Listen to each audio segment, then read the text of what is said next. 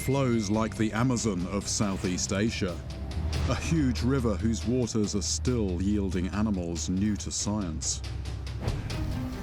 Rising on the Tibetan plateau, the Mekong River slices down through Indochina and into a country that for many years was off limits to outsiders.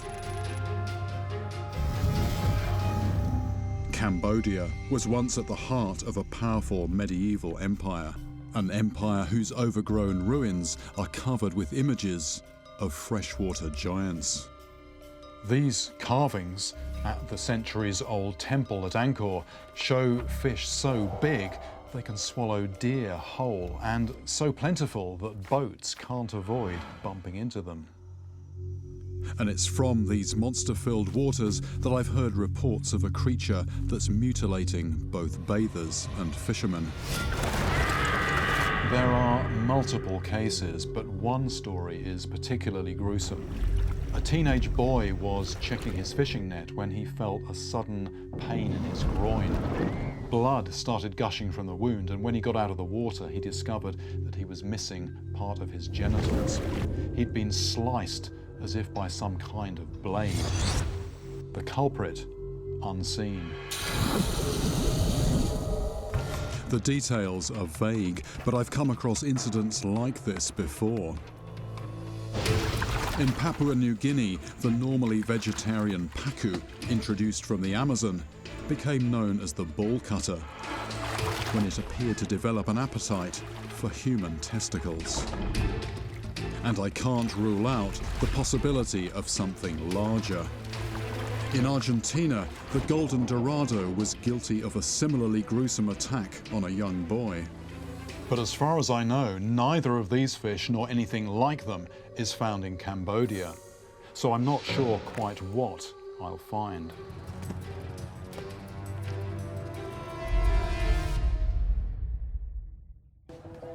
This is Phnom Penh's oldest market and a clearinghouse for fish from right across the country.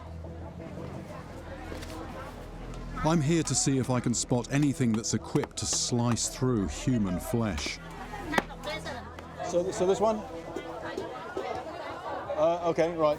No, I just asked her the name of the fish and she just tells me the price.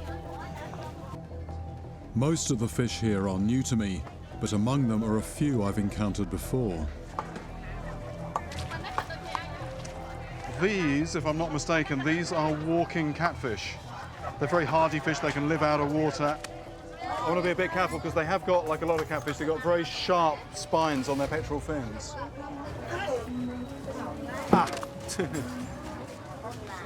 That just got me, but I was just trying to feel inside the mouth. I could just feel a sort of a rough, sandpapery, the normal thing you'd expect to find in a catfish, not really biting teeth as such. There's no way these fish could inflict slicing wounds. So that's why they call them walking catfish. When they wriggle, the spines on their pectoral fins almost act like legs, and they can cross from one bit of water to another. And there's an old adversary of mine here too. I recognise this one. This one's still alive. This is a snakehead. I've tangled with snakeheads before.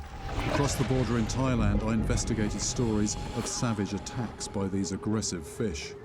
Those teeth, they don't slice. The action is more like a saw.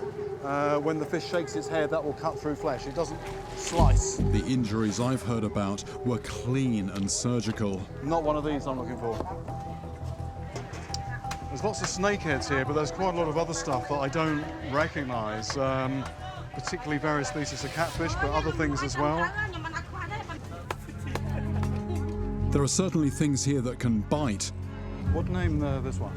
But nothing that looks like it could inflict a sharp, knife-like wound.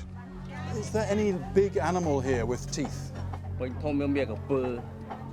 says there's crocodiles here. Now, crocodiles have immensely powerful jaws, but their teeth rip and tear. They don't really cut. I look instead for a lead to anyone who might have been attacked. Do you know any story of any person being bitten in the water here? She says the only fish that she knows about that will bite people is the snakehead. That's all she can tell me. The market has provided neither suspects nor victims. Yet it's clear that most of the fish here come from Cambodia's more remote backwaters. So if I'm going to find the culprit, I need to leave the city and head upriver.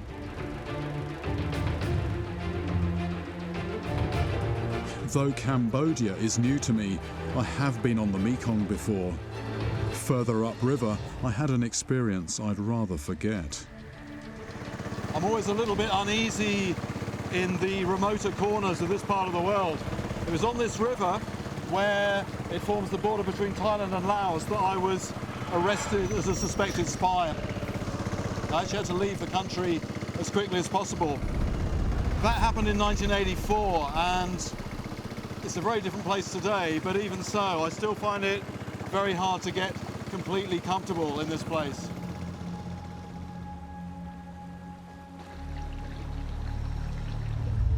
These waters are more treacherous than they look. Whirlpools can whip up in an instant, and anchoring in the strong current is next to impossible. Our only option is to tie up to one of the concrete channel markers that stick up like tombstones.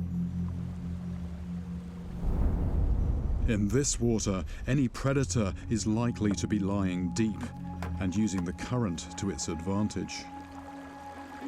Right, this actually feels quite good. There's water rushing by on either side. There's a very dramatic drop-off. It goes from about 12 foot down to 60. It's the kind of place where fish would come in expecting food items to settle in the current. To make sure my line sinks in these fast-flowing waters, I need to attach a lot of weight, so I'm improvising with some lumps of scrap metal.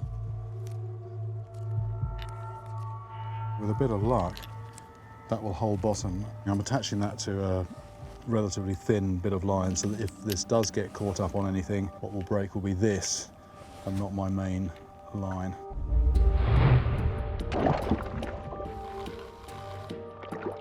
This feels good. The bait is on the bottom. It's in the kind of place where a predator might be waiting.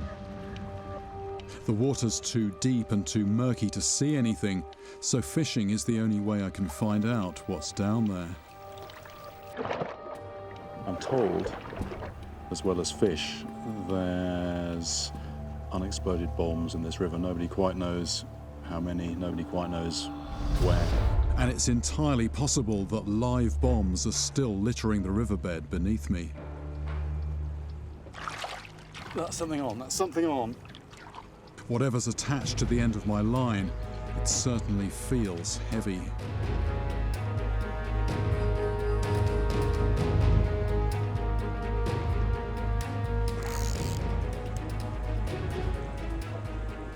It's coming in, whatever it is, it's coming in. Whatever's on the end is about to break the surface. It's a tree. It's a tree. I have actually caught trees before, but I have to say it's probably the first time I've been pleased to see that that was all it was on the end of the line. There's unexploded bombs scattered around. One of those came and happened to go off. I could lose an arm or a leg, or even worse. I continue fishing the river, but with the same frustrating result. The strong current is constantly sweeping debris along the bottom and into my line. I hook branch after branch, but not a single fish. This bait is completely intact. Nothing has gone for this at all the whole time it's been in the water. It's unusual to fish for so long without getting anything.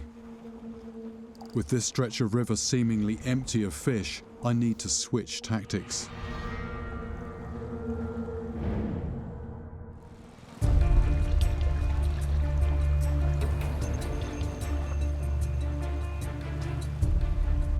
Maybe if I can track down a victim, I'll pick up a clue that'll help me identify the unseen attacker. Do you know any cases of anybody being attacked by something in the water?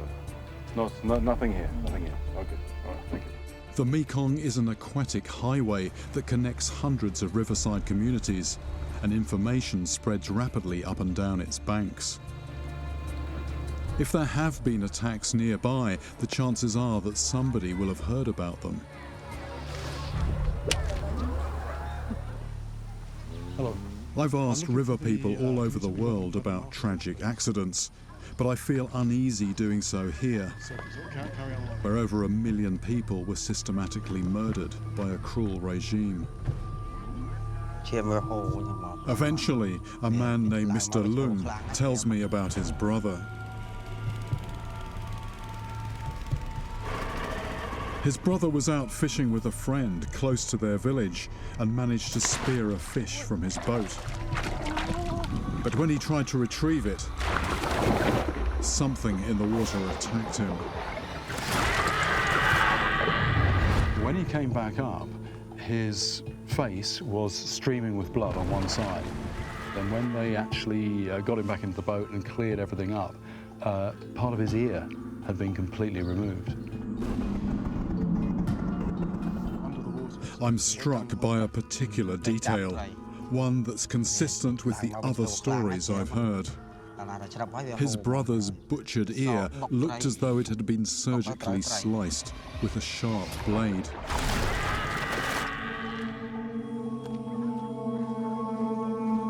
Mr. Lung's account is confirmation that these waters are home to an animal that cuts through flesh. It's the motivation I need to try again. I have little idea about the size, let alone the identity of this mysterious mutilator. But it seems to have a taste for flesh.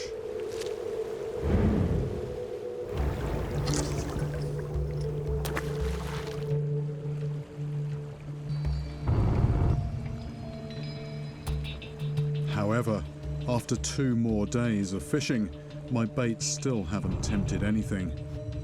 There appear to be no fish here at all, predators or prey. Either I'm in the wrong place or the fish that I'm after are just unusually wary.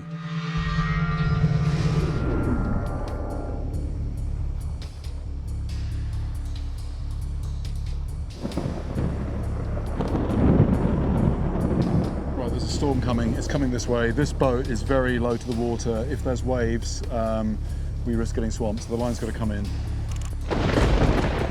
With the storm right overhead, I don't want to be out in the open holding what is effectively a lightning conductor. That's actually on something on the bottom. I've snagged another tree. Worst possible time for that to happen. Right. I managed to free the hook, and before anything else can go wrong, we run for shore. The lack of fish remains a total mystery. This is like the place is trying to tell me something. I really get this feeling that there's just nothing really down there, and it leaves me really quite at a loss what to do next. I need to try something different.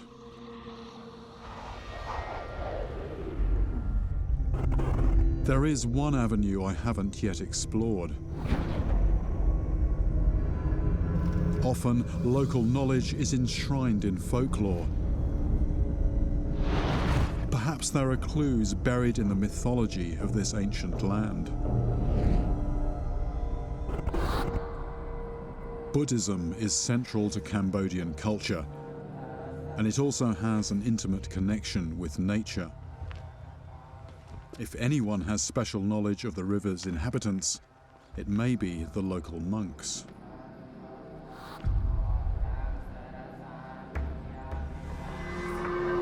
In this riverside temple, dragons, multi-headed cobras, and all manner of strange-looking beasts stare back at me from every wall and pillar. Could one of them, I wonder, have any connection with a real flesh and blood creature? When I ask brother Teng Vuti, he describes an animal from the river that does indeed have a nasty bite. Kantie, Kaba, Konkai. The local name means nothing to me, but bizarrely, I'm told that they actually keep one of these mysterious beasts right next to the temple. According to Teng Vuti, the creature's bite is powerful enough to crush bone or remove a finger. So our barefooted approach seems nothing short of reckless. It's here. Right, I can see nothing at all.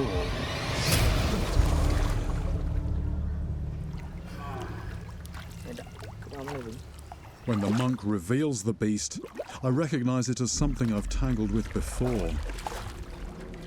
A massive, soft-shelled turtle. It's very similar to one that I saw in India, and that one nearly took my hand off.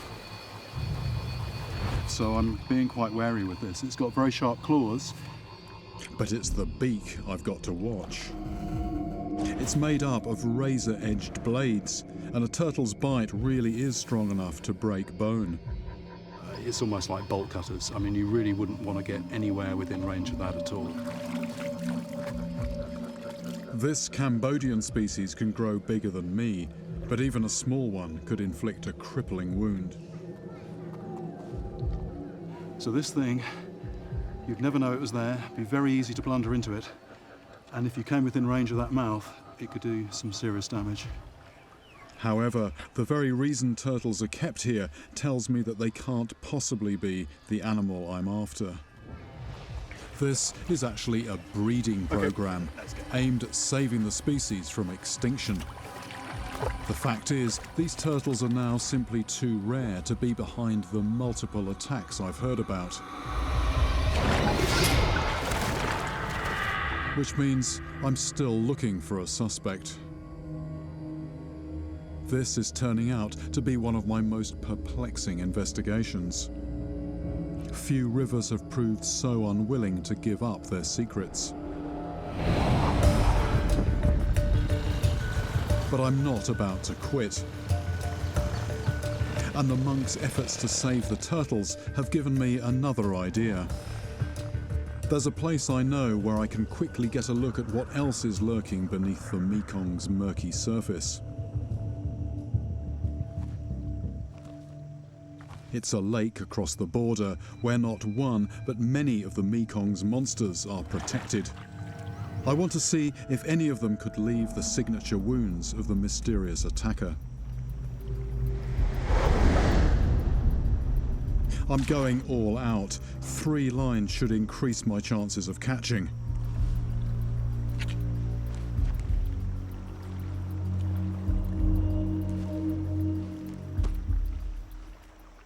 But nothing stirs. Everything very quiet on the other rods down on the bottom. There's not much going on, so I'm wondering if anything's moving higher up in the water column. So I'm going to put a suspended bait and let that be pushed through by the wind.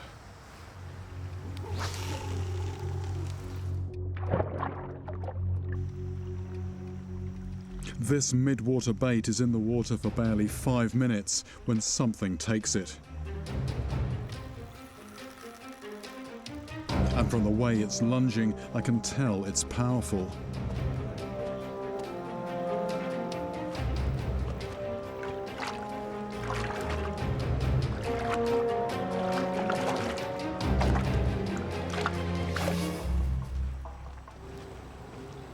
This is an Asian red-tailed catfish.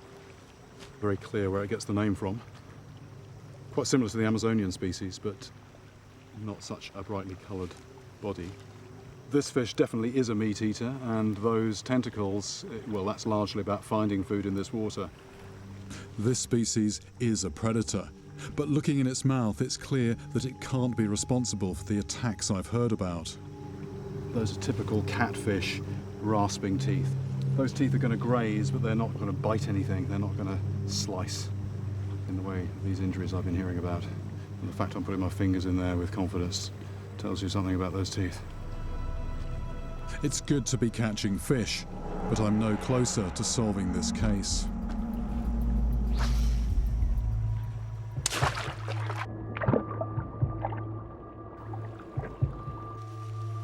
With all my lines back in the water, I sit and wait. Again.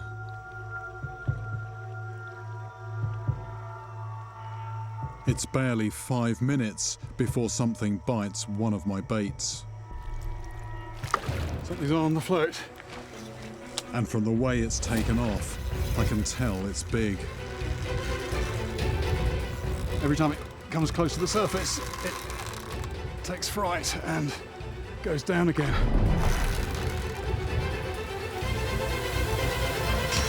There it is. This is only a small one. Siamese carp are said to grow nearly 10 feet long and reach over 600 pounds. Just hoping the fish stays calm for a second. There we go. It's got a very upward turn mouth, this fish, so no surprise that it took a bait in the middle of the water column. It's got plenty of weight to throw around, yet its rubbery mouth is completely toothless.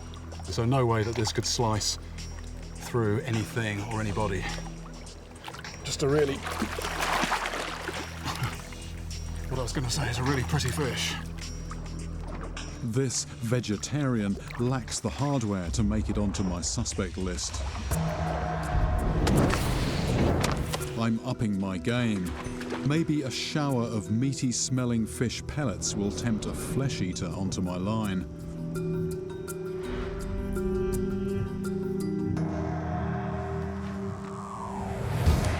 It's another bite, and this beast feels much bigger than the last one. It's going the entire length of the lake. To keep the line clear of snags, I have to get in the water. It's heavy. It's not wanting to show itself. I keep thinking it's nearly ready, and then it just goes off again. Could this heavyweight, perhaps, be the Mekong's mysterious mutilator? As long as my feet are firmly planted, I'm not in danger.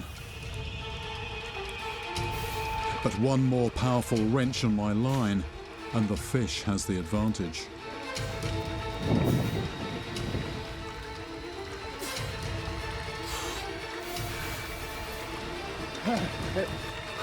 I'm just touching the ground. It takes 40 minutes of back-breaking struggle before I start to gain the upper hand. Let's see the fish. That's the fish on the surface. This is one of the biggest freshwater fish on the planet. Large Mekong catfish. Very hard to hold up, very heavy, but also just incredibly powerful. I can't think of any other fish this size which is this powerful, and one of the reasons is this huge tail here, but it's also all the muscle that powers that. And there were a couple of moments I thought I might go under and be towed into the middle of the lake. Mekong giant catfish can grow to well over 600 pounds, but there's no way this fish is capable of tearing into a human. I can't see any teeth, and if I put my hand in there, there's nothing at all.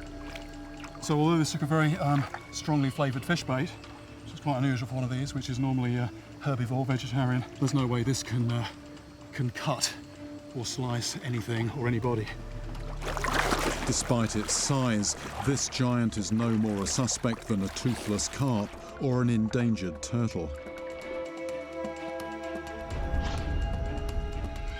I fish here for a further 2 days, but it becomes apparent that this lake has no more clues to offer me. The only way to move my investigation forward is to track down a victim on the Mekong. I return to the village where Mr. Leung's brother was attacked and start working my way upriver. Do you know anything about anybody in the water being bitten by anything here? No, nothing here. Oh, okay. Okay, thank you.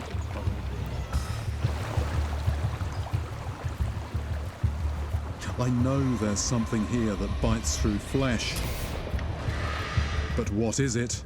And where on this river can I find it?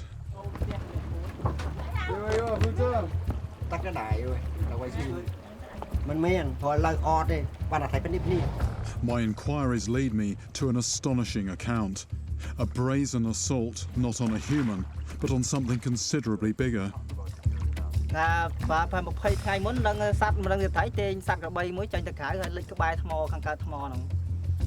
Right, this is not the incident that I'm looking into, but this is something that happened very recently right here, just by a rock. About 3 weeks ago, a water buffalo, about 1 year old, was dragged into the water. Somebody actually saw it disappearing and didn't see anything in the water, just saw a disturbance. They've no idea what it was, but there's clearly something dangerous in the water here. There is one fish I know that might live here and which could be capable of grabbing a buffalo. The Gunch catfish. That is a big fish. The Gunch has a truly nightmarish bite. Its mouth is packed with sharp fangs that fasten onto its prey. If a Gunch catfish were to get hold of part of your anatomy, it wouldn't be the surgical cut that I've been hearing about. It would just rip everything off. It would be very, very messy indeed. So as dramatic as this particular incident is, there's got to be something else out there.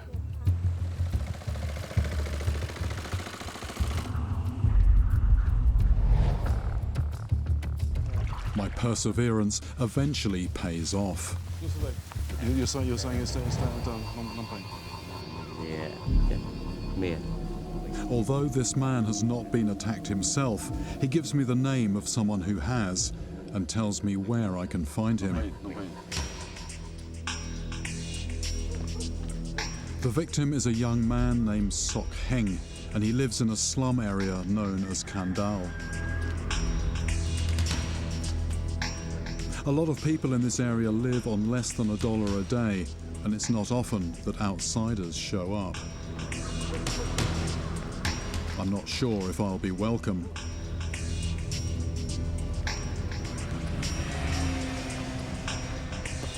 But when I find him at his family home, Sok agrees to tell me his story. So can you tell me exactly what happened to you?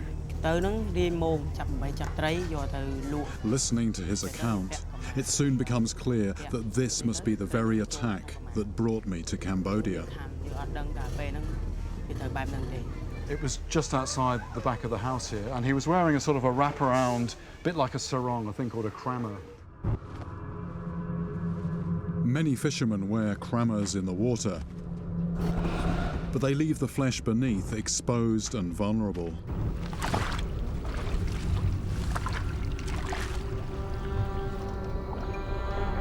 Sok was checking the nets that he'd set alongside a floating house when he felt a sudden, sharp pain in his groin.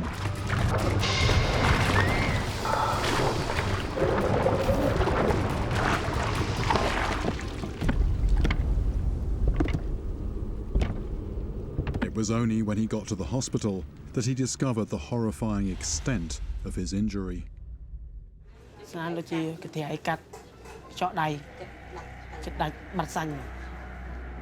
He says it was a clean cut, no ragged edges at all, and it actually cleanly removed part of his testicle, and it happened in a fraction of a second.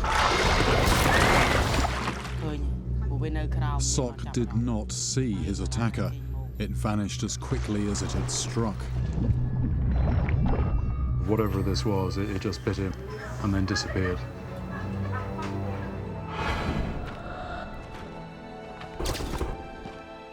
I retrace Sok's footsteps down to the river's edge.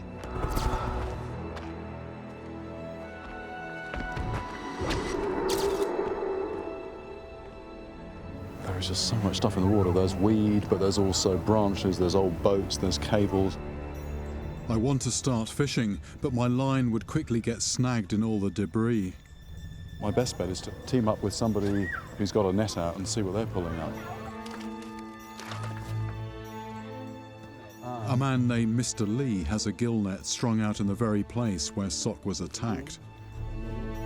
To find out what creatures are lurking beneath the surface here, I'd like to examine his catch, but that means getting in the water. Oh, one of these. Okay. He's saying that to get in the water, I need to wear one of these wraparound kromas, which I will do because that's what everybody does here. But very prominent in my mind is the fact that that is exactly what Sok was wearing when something swam inside it and bit him.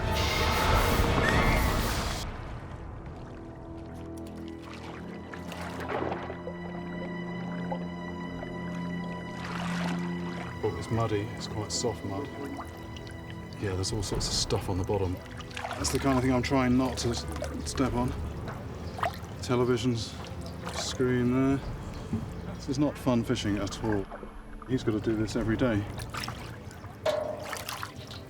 The net's tiny mesh will trap most fish that try to swim here. I'm hoping that Sok's attacker might be among them. Oh, this is interesting. This is very interesting. Tai chap.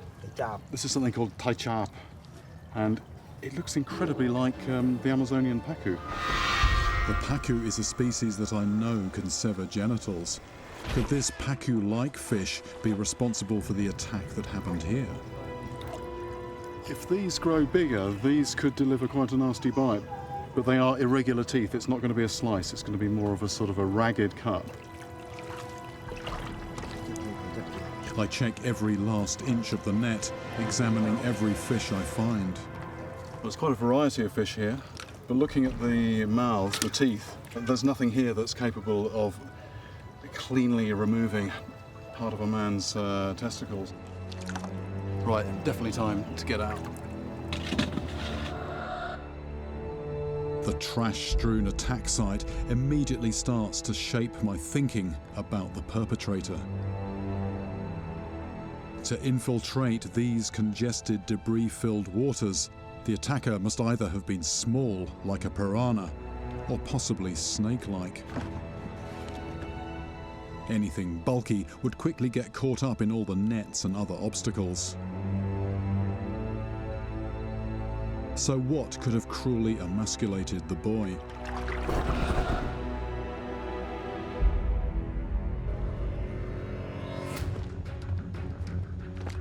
Fish don't have to be huge to inflict serious damage. The red-bellied piranha, arguably one of the world's most voracious freshwater predators, is proof of that. Could the Mekong's unseen mutilator also be something small, but equally savage?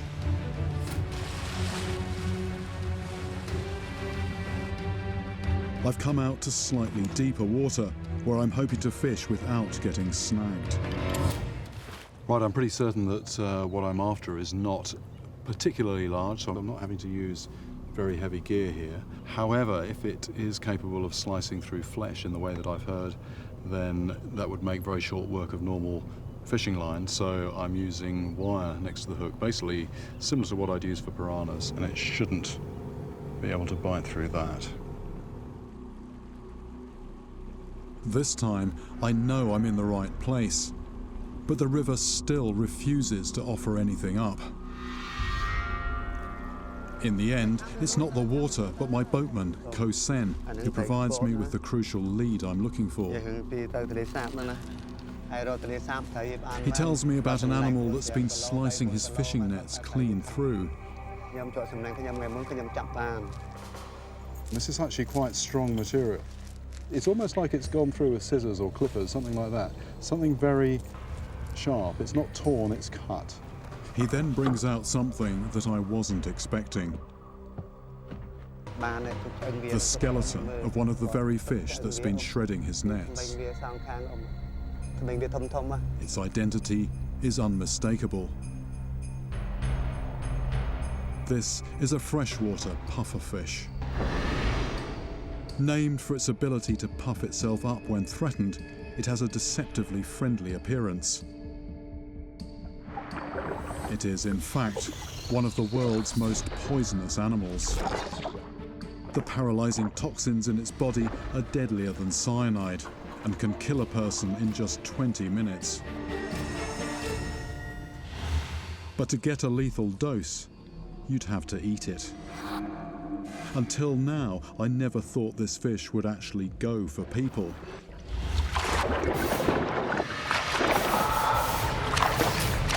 Yet, looking at its jaws, I can see how it could cut chunks out of a much larger animal, piranha style. Although this is quite a small specimen, this apparatus here is really serious. Its four blade-like teeth come together like a miniature guillotine.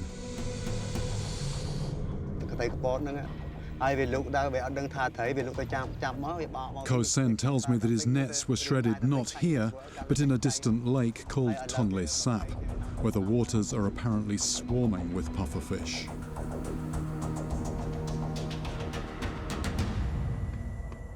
By now, word of my investigation has spread, and before I even leave the slums of Kandal, I'm approached by a man named Sam Ao, who has a story of his own to tell me. He vividly recalls being attacked by a pufferfish when he was a child. This is when he was about 14 years old, and he was with a couple of friends in the river here.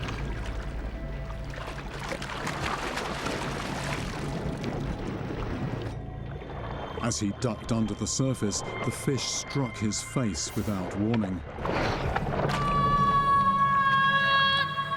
He's bled a lot. His father came, stopped the bleeding, and he's practically blind in that eye now.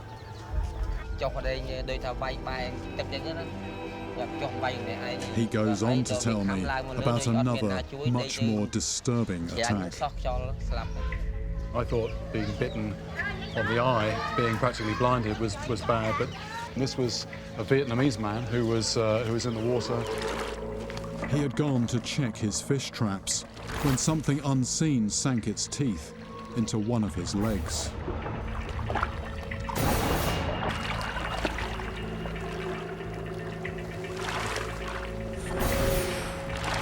Though he made it to shore, the blood loss was so severe that he bled to death.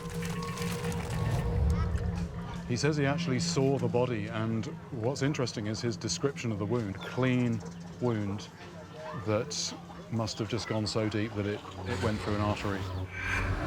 My guess is that the bite actually severed the victim's popliteal artery, which runs behind the knee. From the injuries, witnesses had no doubt that his killer was a pufferfish. And in this case, it was the fish's teeth, not its poison, that proved fatal.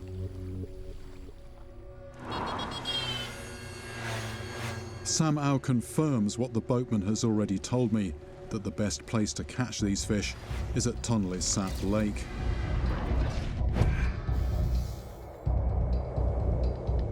Connected by a channel to the Mekong, Tonle Sap is the largest natural lake in Southeast Asia. In the wet season, it swells to over 4,000 square miles. The huge quantity of fish here makes it vital to millions of people. More than 3/4 of the country's inland catch comes from this one lake, which is known locally as Cambodia's beating heart.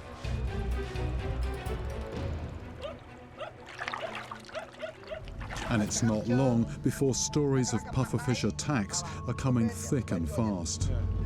He says not only are they here, people are getting bitten, they're getting bitten all the time. On average about 5 people a day, and he says in the last couple of months, this particular season, about 100 people.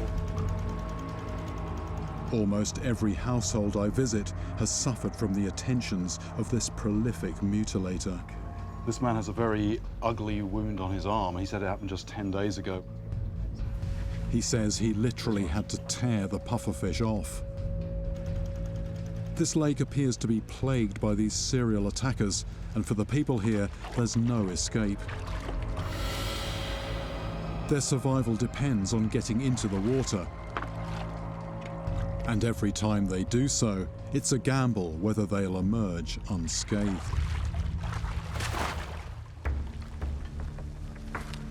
Maybe it's here that I'll finally be able to tempt one of these baby-faced killers onto my line.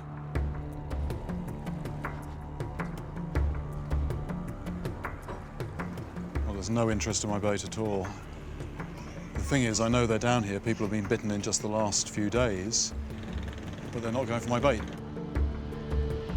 I've been assuming that all the attacks I've heard about were attempts to feed, to take a mouthful.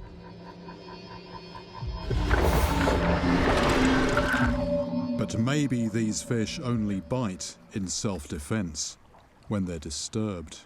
And if that's the case, I can probably sit here for as long as I like, and I'm not going to catch anything. It seems the only way I'm going to see this animal is to hook up with some locals and fish with a net. These people are all too familiar with the pufferfish menace. When I ask, they agree to let me join them for the rest of the day. This guy, he's just shown me what looks like a very fresh bite. Sometimes they bite through the net. If you're handling them and you're not very careful, they'll bite you. They're in the process at the moment of just paying out the net. One of the two boats just pays that out in a circle, and then gradually they'll gather that in.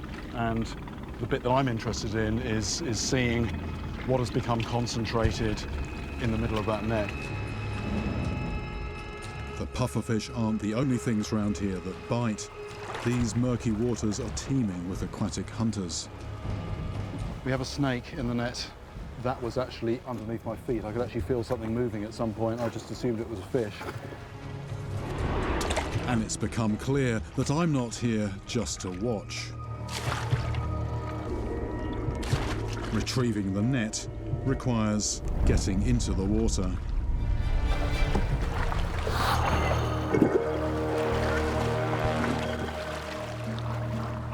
I didn't actually realise that this was going to be part of the deal. Sign language, I was just told, get in the water.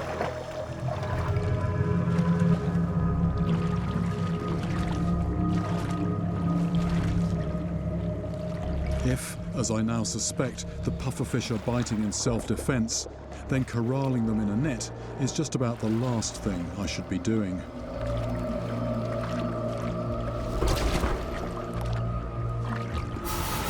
I'm starting to wonder if I'll be the next victim.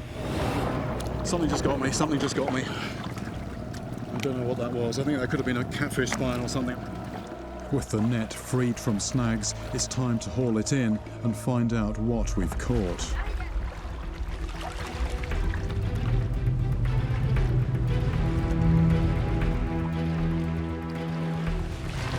There's a huge variety of fish, but only one of them interests me. This is something different. This is something different.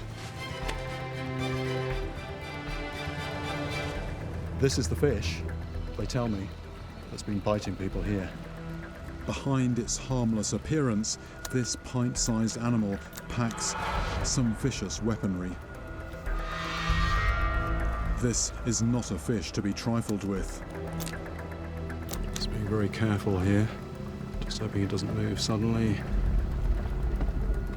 But I can see very clearly now those mouth parts. Now that I've got one, I want to test its bite. Oh! That was a very graphic demonstration. That's almost cut that fish in half. It's actually gone through the backbone. This fish has a piranha-like ability to slice off bits of flesh in the blink of an eye. And looking at that triangular wound, I'm left in no doubt that if any part of me were to touch those jaws, it would just slice clean through. And this one is not alone. In just 20 minutes, we've pulled up dozens of them. It's all adding up. You rarely find pufferfish in the market. Because of their deadly toxins, they're left in the water, where they're multiplying unchecked.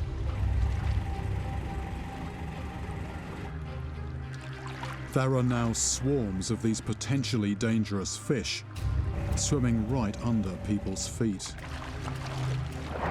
From everything I've heard and now seen, I'm left in very little doubt that a bite from a pufferfish can be every bit as severe as a bite from a piranha. The Mekong, it turns out, is a minefield in more ways than one. You never know what your next step could bring.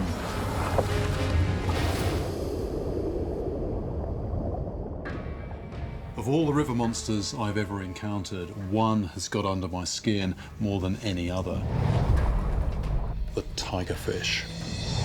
2 years ago, I came to Africa to investigate a tragedy where the occupants of an overturned boat appear to have been eaten by unknown fish. What I pulled out of the river then was the stuff of nightmares. Muscular and packed with teeth, a supersized relative of the red-bellied piranha. Well, this is the fish. This is the fish. There is a pack of them down there.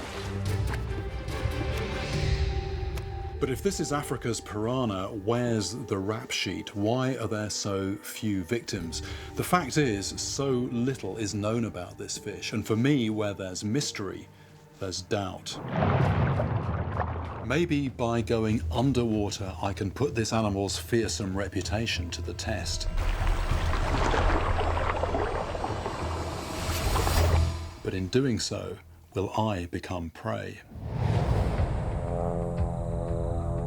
In most African rivers, going underwater would be pointless, if not suicidal.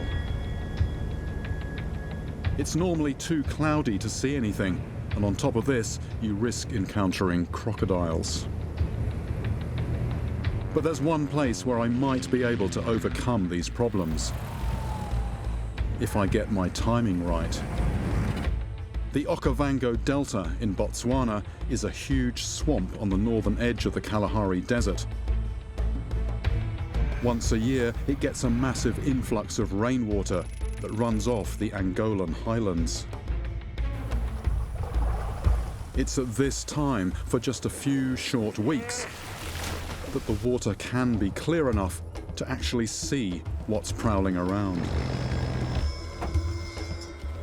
Although I've been here before, I feel as if I've scarcely scratched the surface in terms of understanding the fish and the delta itself. So before I even attempt to get in the water, I want to reacquaint myself with the tigerfish. The delta looks very different from when I was last here. It's now the southern African winter, and the water is at its highest, some 13 feet above its summer level. It's also around 30 degrees colder.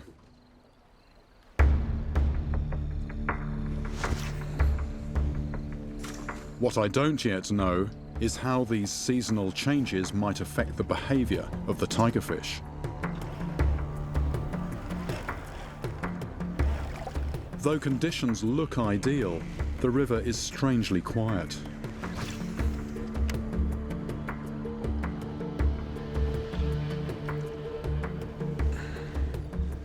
Nothing at all going for that. It's almost as if this bit of water here is just devoid of fish.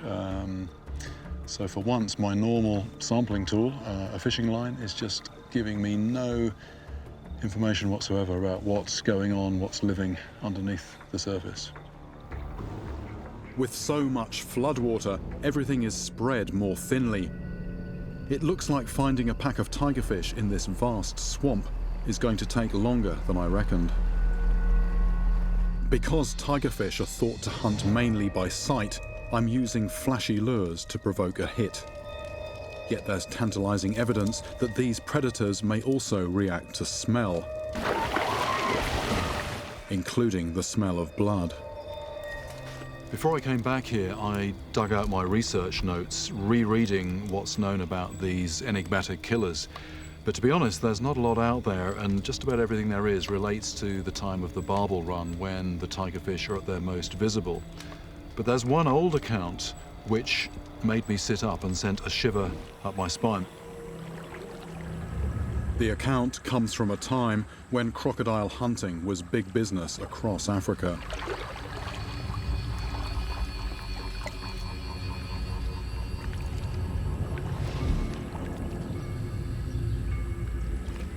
In 1956, at the height of the dry season, a young crocodile, about 6 or 7 feet long, was shot in the head by an express rifle in a pool. A number of large tigerfish were instantly on the spot, questing savagely through the blood and biting at the wound.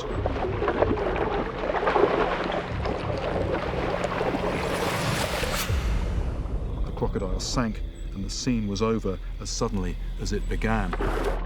Now, if I had read this account not knowing what fish it was talking about, I would immediately have thought piranhas, but this behaviour coming from tigerfish is something I've not come across documented anywhere else. Sometimes it pays to know your history, and this information is just too tantalising not to investigate further.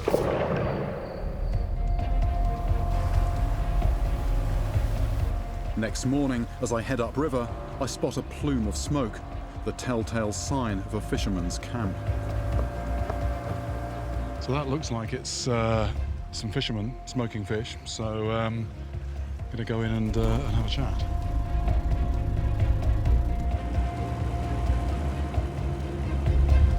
This is an opportunity for me to find out more about tigerfish.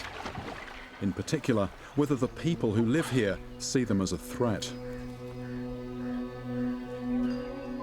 Judging by the numbers of bream and catfish that are being smoked, there's certainly plenty of food in this area for a top predator. Tigerfish is dangerous when you catch it.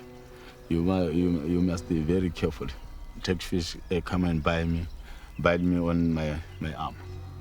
So this tigerfish, it was inside the net. You try to... Yeah, I try to take it out on the net. I take 2 months here.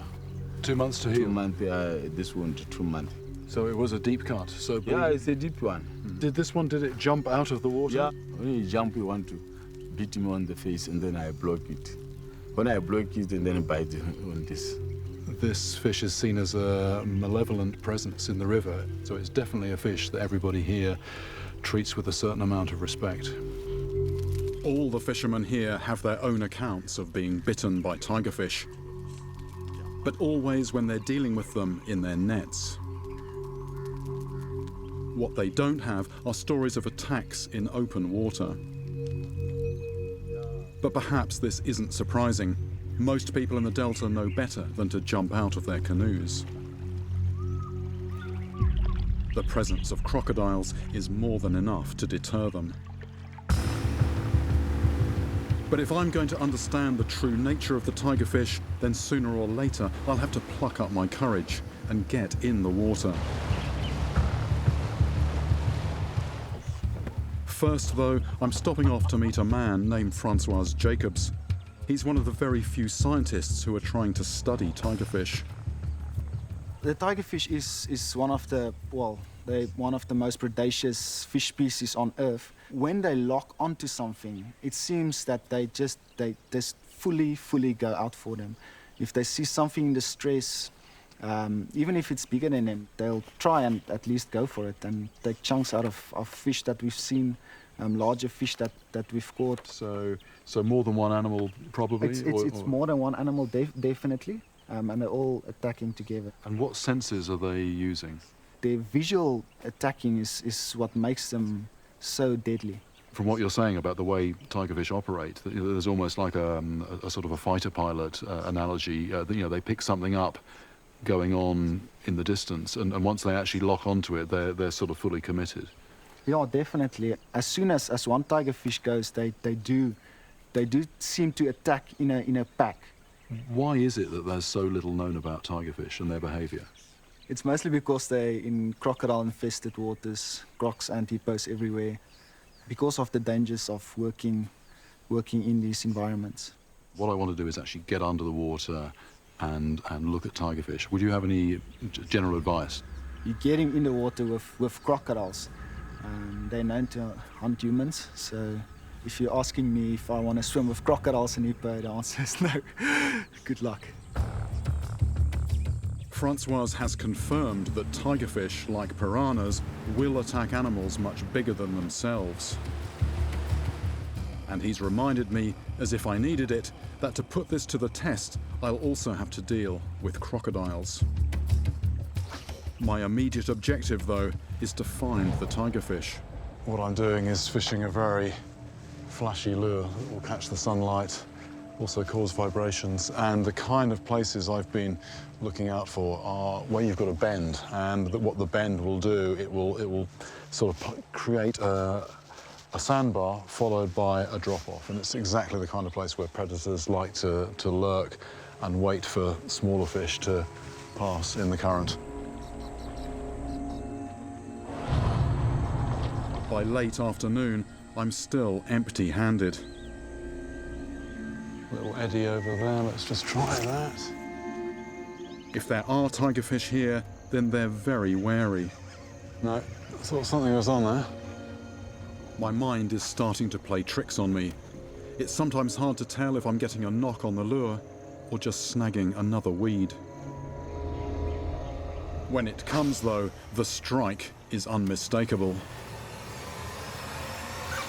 Yeah. Look at this run, look at this run.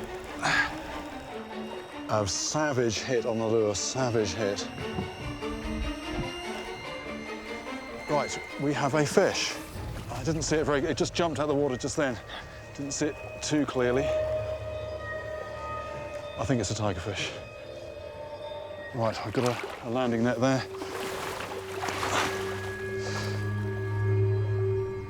This toothy fighter is a young adult. Right. So there we go, it's a tigerfish. Why are they called tigerfish? Well, it could be because of the stripes. It could be because of the teeth, and those teeth are, oops, absolute signature of this species. So from the gills back, it's this very pretty streamlined fish, and then the head is almost like something out of your worst nightmares. So I think we can categorically say now that we're in tiger country.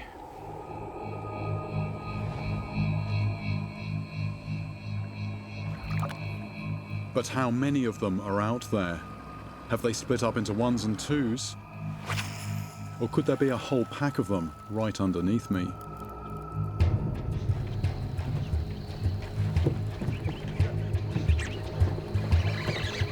That's a fish.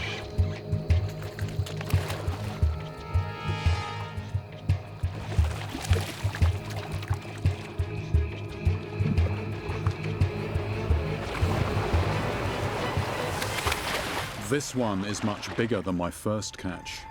One very significant thing about this fish is the hinging in the mouth. You've actually got a double hinge there. You've actually got one hinge here, and then you've got a second hinge up here.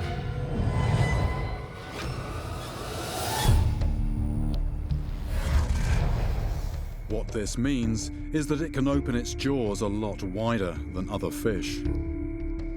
As a result, its bared teeth point forwards when it strikes, enabling it to cut large chunks out of animals much bigger than itself.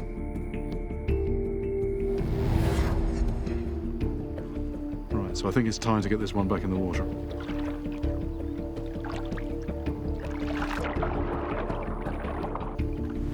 I fish on till dusk, trying to work out if I really am in the midst of a tigerfish pack.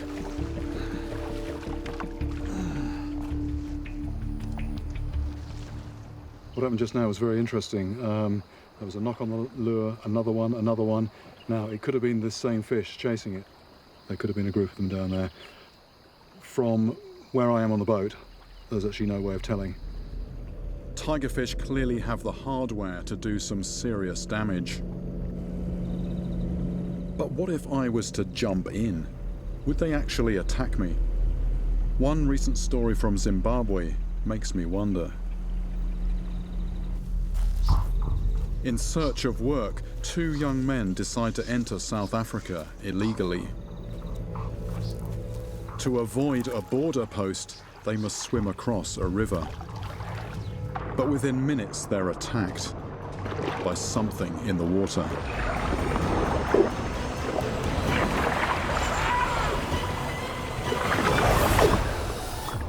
By all accounts, the wounds on the men's hands and feet were unmistakably the work of tigerfish.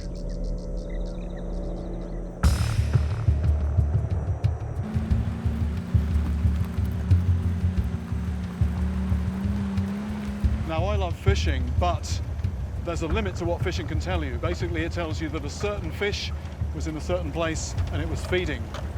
But to truly understand this fish, I've got to get beneath the surface with it, underwater in its domain.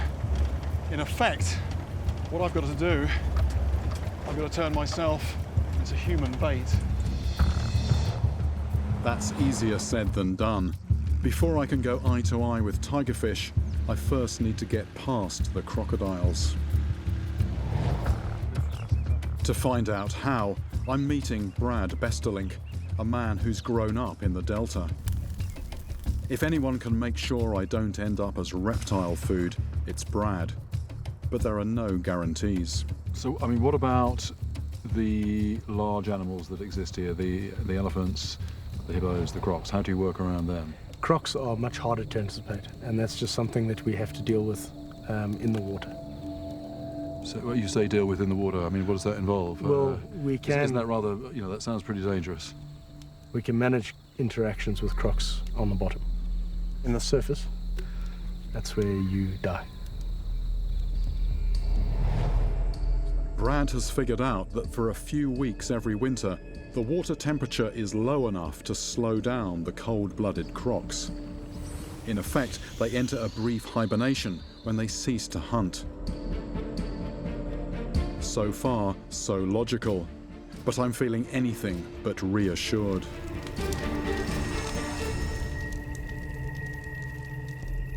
The enormity of what might be happening tomorrow is starting to sink in. I could be within touching distance of one of these animals in its element. Now, I've seen the damage that crocodiles can do to people, and it's very hard to actually put that from my mind. Another thing that's actually surfacing in my mind right now is a saying that the tribespeople have here. And what they say is this: I am the river, my surface gives you life, below is death.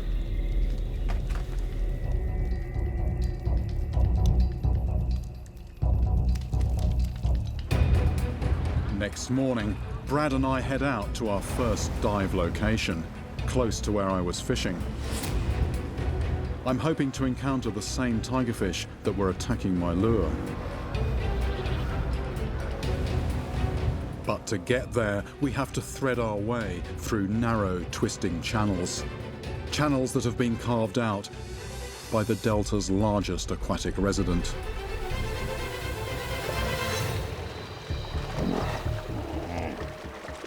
We pretty much drove over the top of that. I mean, not quite, but coming up a very narrow channel.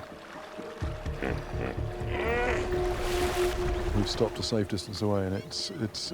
I think from body language, it's fairly clear to say that the animal took some exception to us being particularly near to him.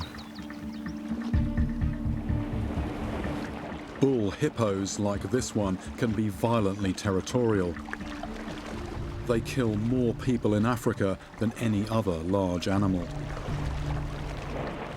It's not until the beast has made its point that we'll be able to edge past and continue on our way, hoping there aren't more hippos round the corner. As we approach our dive site, I'm starting to feel more nervous. No one has ever dived with tigerfish before, because most divers consider these waters too dangerous.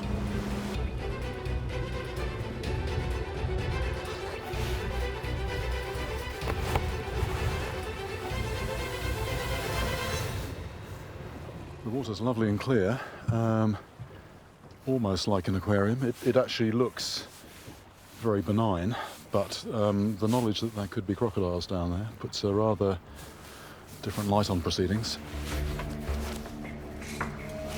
Is your man stick protection. More than anything, it's for anchoring yourself in the current, in the sand. And also if you do get an encounter with a croc where it's aggressive. So in, straight to the bottom, group on the bottom, everybody okay, we move off. Okay, I think I've loaded that all in. It makes sort of logical sense. It's just sort of processing it emotionally that there could be something. That's the hardest Yeah. thing. If there is a croc down below, I'm hoping it's not hungry. 3, 2, 1, go. I'm most vulnerable at the surface, which Brad calls the kill zone. To a lurking croc, my silhouette would present a clear and tempting target. So to minimize the risk of an attack, I descend quickly to the riverbed.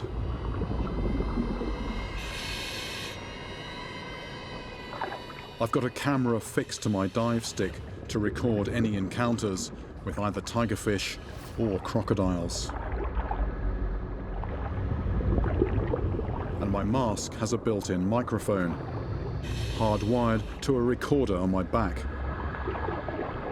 I can also talk to the dive boat, but communications must be kept to a minimum, as the sound waves could attract crocodiles. It's a totally different world from how you imagine it. You can see how it'd be very easy to blunder into something.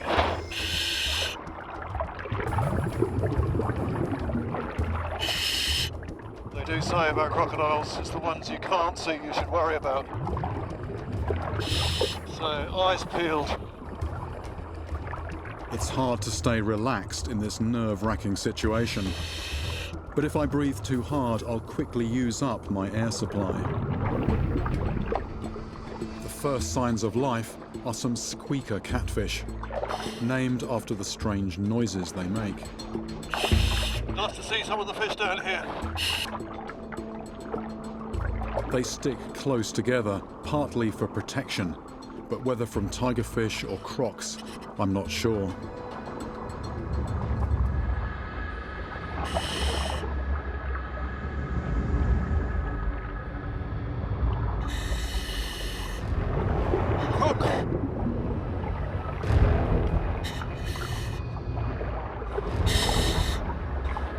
Just in a crocodile. Just more or less went right down onto a crocodile. We came over, just came down into one of these drops, and there was a long shadow. I thought, that's, whatever that is, that's big, and they shot off. That was a crocodile. I think luckily it was as alarmed as I was. Unnerved, I head quickly back to the surface. You can see the boat. We've got the boat right over to us, yeah. With an active croc close by, I'm anxious to get out fast. I don't want to offer a tempting silhouette for any longer than I need.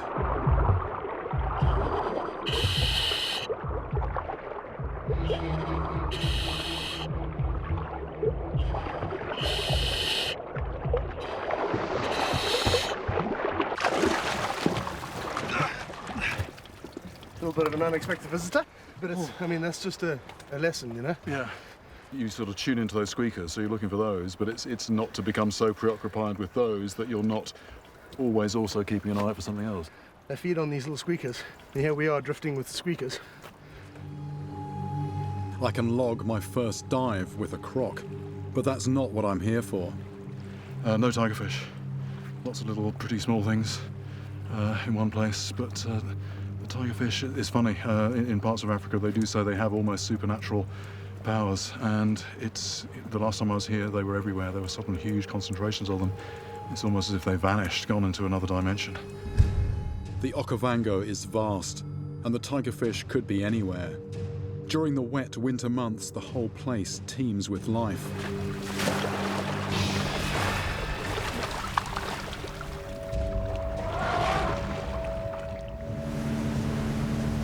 But the huge extra volume of water is also making my search much harder.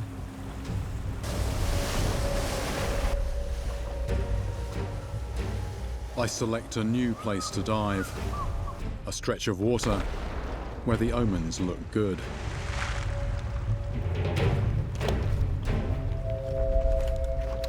Go.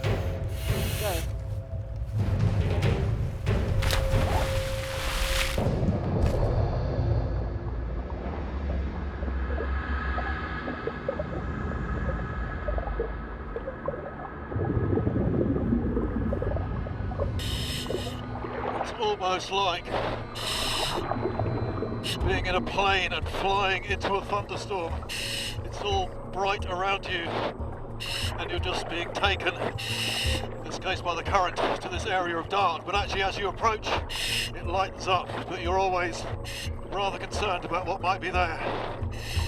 I have to remind myself that I'm here to find tigerfish. So far, there's no sign of them, and my dive time is running out. Could the tigerfish have moved on, I wonder? Or is my presence down here making them wary?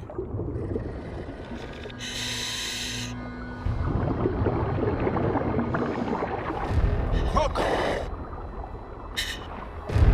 Just seen a croc. Just seen a croc.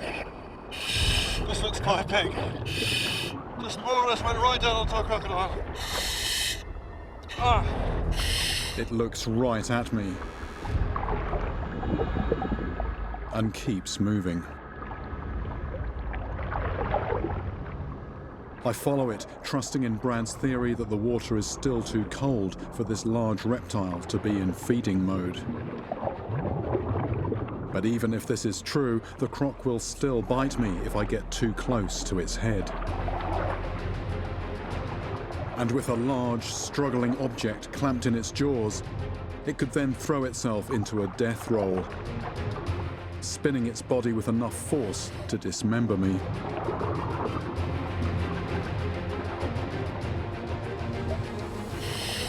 I am within about a foot of its tail.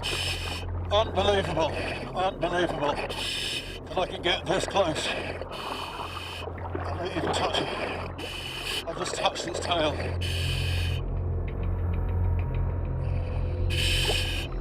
Who would have thought this is possible? Holding the tail of a crocodile, a live crocodile underwater. But actually, in theory, it makes perfect sense. When their body temperature is low, and when we are on the bottom like this, not creating a silhouette against the surface, they don't see us as a threat, and I can do this. Unbelievable. Talk about putting theory into practice. But it won't be long before the water, and crocs like this one, are getting dangerously warm. For now, though, the beast's intentions seem benign, and we're able to swim safely back to our boat.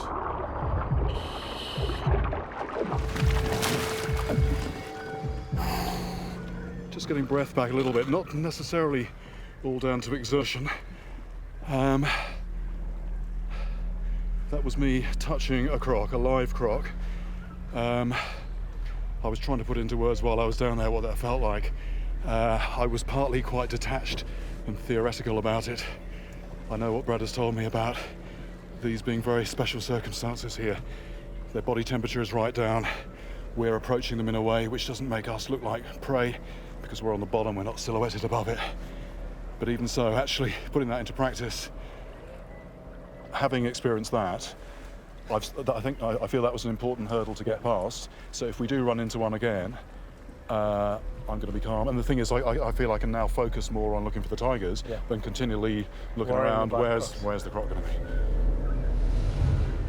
Conditions are clearly crucial for triggering predatory behaviour in crocodiles, and I'm starting to wonder if the same could be true for tigerfish. The tigerfish themselves, however, seem to have vanished, and time is not on my side. I'm keeping a close watch on the water temperature, and my thermometer readings aren't encouraging. They're approaching the critical threshold of 66 degrees, the point at which crocodiles, especially the larger ones, start to become active.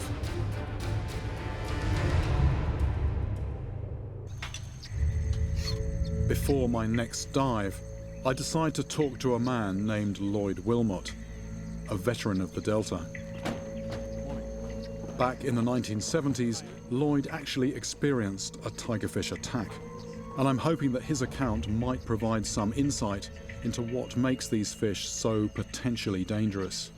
I was on a solo Trans-Okavango canoe trip.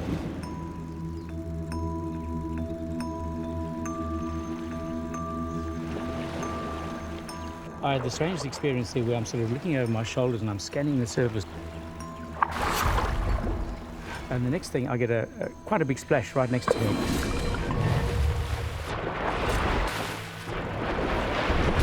And the splashes were enough to actually wet me. And I looked in the water and all I could see was tigers. And they were biting, and they did it 3 or 4 times. They were almost like hyper-aggressive. I'm wondering if it's one of those things where, you know, it's not normal behaviour, but possibly as soon as one fish does something, the others all get that confidence and they all start doing the same thing. I think very much that could have been the case. It's unusual behaviour. Some nearby tiger must have thought, oh, there's something good, and gone for it and triggered the others. Hey, he's going for something, let's go too. Well, that did it for me. After that, I got out of the main river. So the only way to actually be certain whether they would actually go for a person in this rather unusual circumstance would be to get in the water. Instead of the paddle, trail your fingers or splash with your fingers. Then you may very well find their charge for that will carry them through to your fingers, and any contact would be an instant snap. Lloyd is the first person I've met who's actually experienced tigerfish aggression firsthand. And although his encounter wasn't a bloody one, it's planted an unnerving thought in my mind. These fish appear to operate on a hair trigger, primed to attack anything that looks like prey. And once one of them bites, it seems the rest of them quickly pile in. If I'm going to prove that tigerfish target humans, then I need to get back in the water and offer myself as live bait. So far, though, the fish are proving elusive, and my window of opportunity is closing. If the water gets too warm, the crocs will attack. Early start today before the sun gets too high. No tigerfish yesterday, and so what that means is we're going more into the main channels, but there's more chance there of encountering a croc. And the worry at the moment is the temperature's actually getting warmer day by day.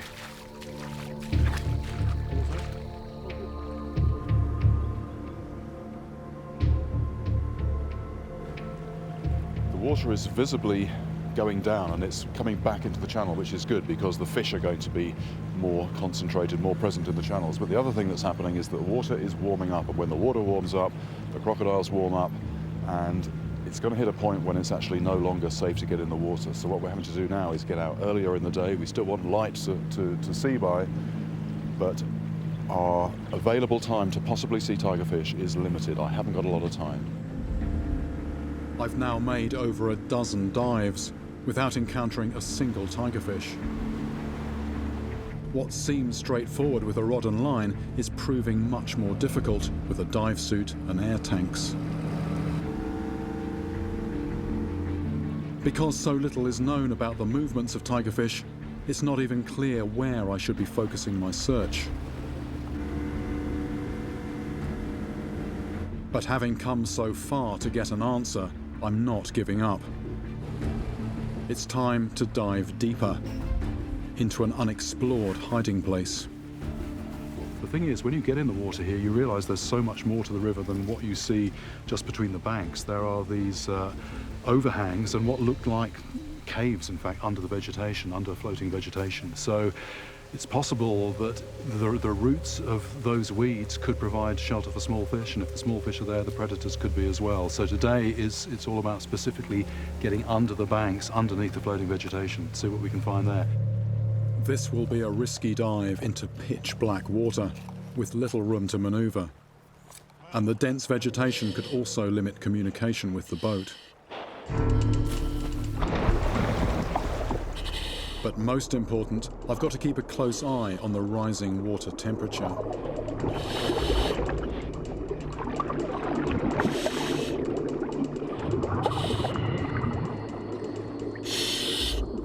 Just on a quick temperature check, it's 65 degrees, so we're sort of borderline in terms of crocodile behaviour.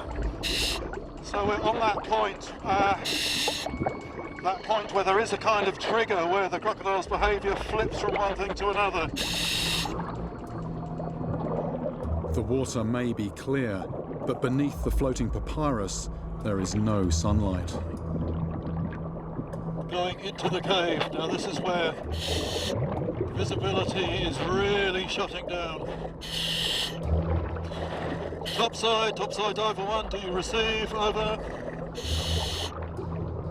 Within seconds of entering this underworld, I've lost all contact with the safety boat.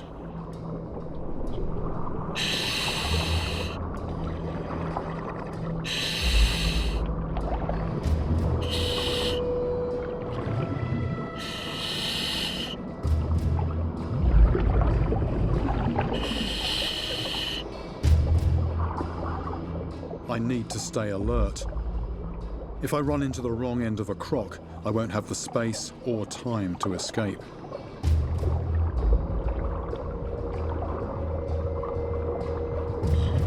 A shaft of sunlight pierces a small gap in the reeds, revealing a little more of this strange parallel universe. This is an amazing landscape. You just wouldn't suspect this existed at all. Oh, there's some bream behind us, shoal of bream.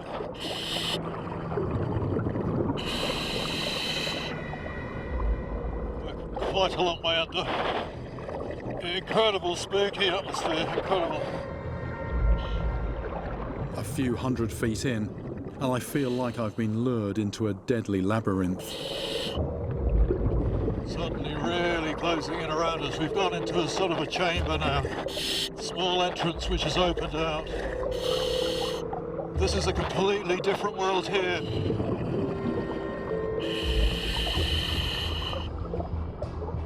But vertically, it's very tight. The floor is very close, full of soft vegetation. And the ceiling's very close, so it's quite claustrophobic, in fact. I'm starting to feel uneasy and to wish I was somewhere else. Then, something big comes looming out of the shadows.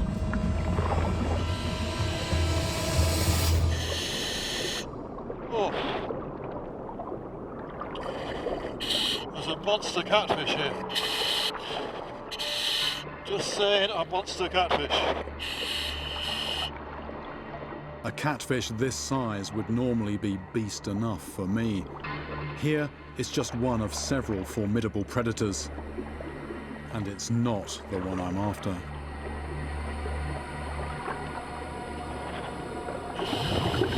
Suddenly it's opening out. I've no idea where I am. It's actually quite a relief to be out of those caves. It's very spooky in there. Outside we are awaiting collection. We're in the middle of the channel.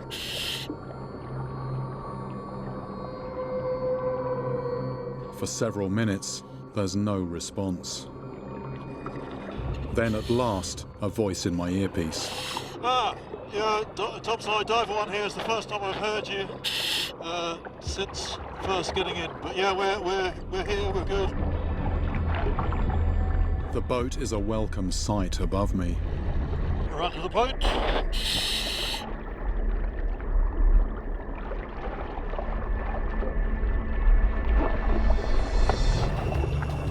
I know the tigerfish are here somewhere, but my presence seems to be spooking them, which isn't what I was expecting. Maybe I need to get deeper and try to approach them from below. There's a widening of the river here, and this is a deep hole, and apparently at the upstream edge of the hole there is quite a sharp drop-off, and this is precisely the kind of place where fish will gather, small fish waiting for food particles to settle, but also the predators. It's the kind of place where a predator can lie up, not expending much energy, and just waiting to grab whatever comes by. So we're going to slide down to see who's at home.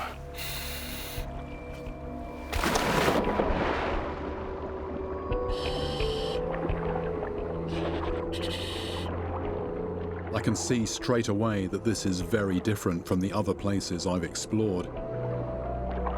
The current here has hollowed out a deep bowl in the riverbed. This is deeper than any of the spots that we've dived before, heading down a slope into the gloom. Slight feeling of trepidation. 22 feet. I'm hoping to see some life down here, but there's some life that I'd rather see than others.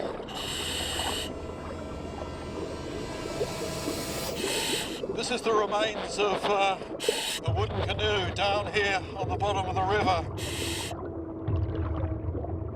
I wonder what story this has got to tell. Then, silently ghosting into view, the very fish I've come to meet. I've just seen a tigerfish. I've just seen a tigerfish. It's checking me out.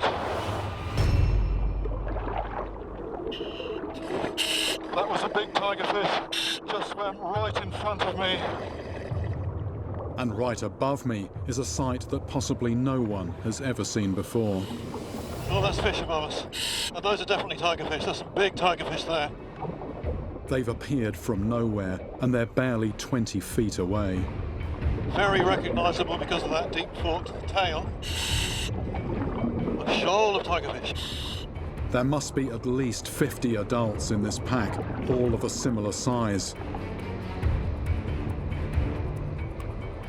And those are just the ones I can see.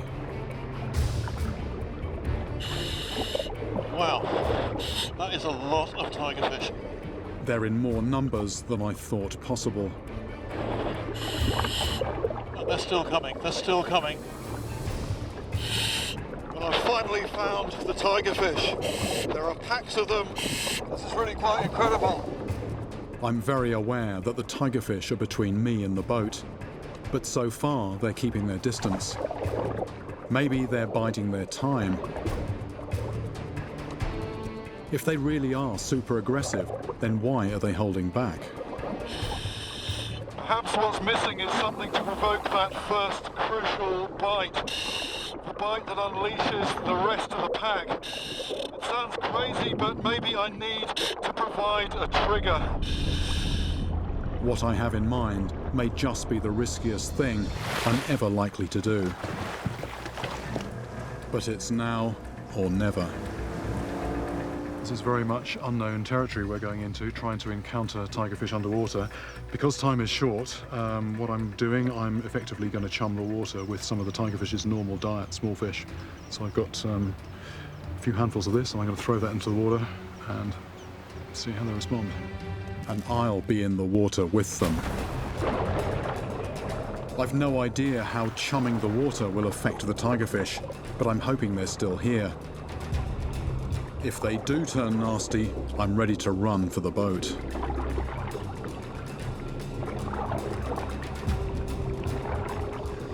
I'm starting to wonder what will attack me first. Amazingly close to some tigerfish. But almost as soon as I see them, they're gone. I'm just looking at the water temperature. It's 66, which is actually not good news. According to Brad, the temperature when the croc starts to wake up a little bit is 64. So we're slightly on the edge of what we should be doing. I'm pushing my luck, but I want to know if tigerfish are man-eaters. And I'm too close to pull out now. Just opening the fish bag. I do wonder about the advisability of being down here with a bag of bloody chopped up fish. Within minutes, the tigerfish are back. And this time they're coming in to check me out. They're getting closer and closer all the time. I brace myself for the jaws. And then...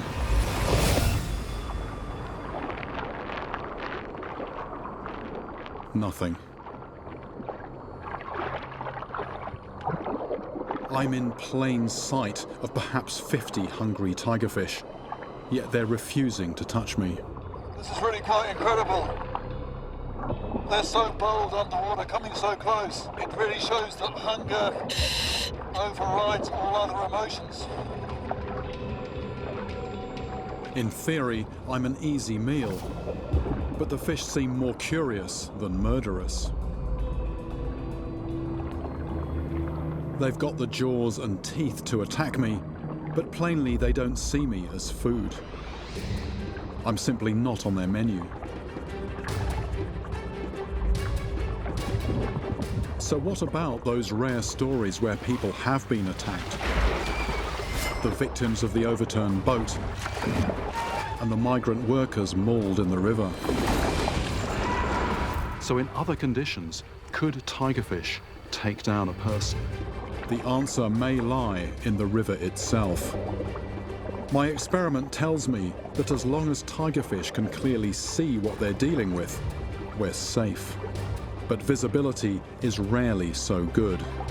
Imagine more cloudy water conditions when they can't make out an entire human shape, just disembodied hands or feet flashing through the water in front of them. Factor in the way they hunt in packs, their instinct to bite first and ask questions later, and their boldness to all pile in once the first fish has taken the first bite.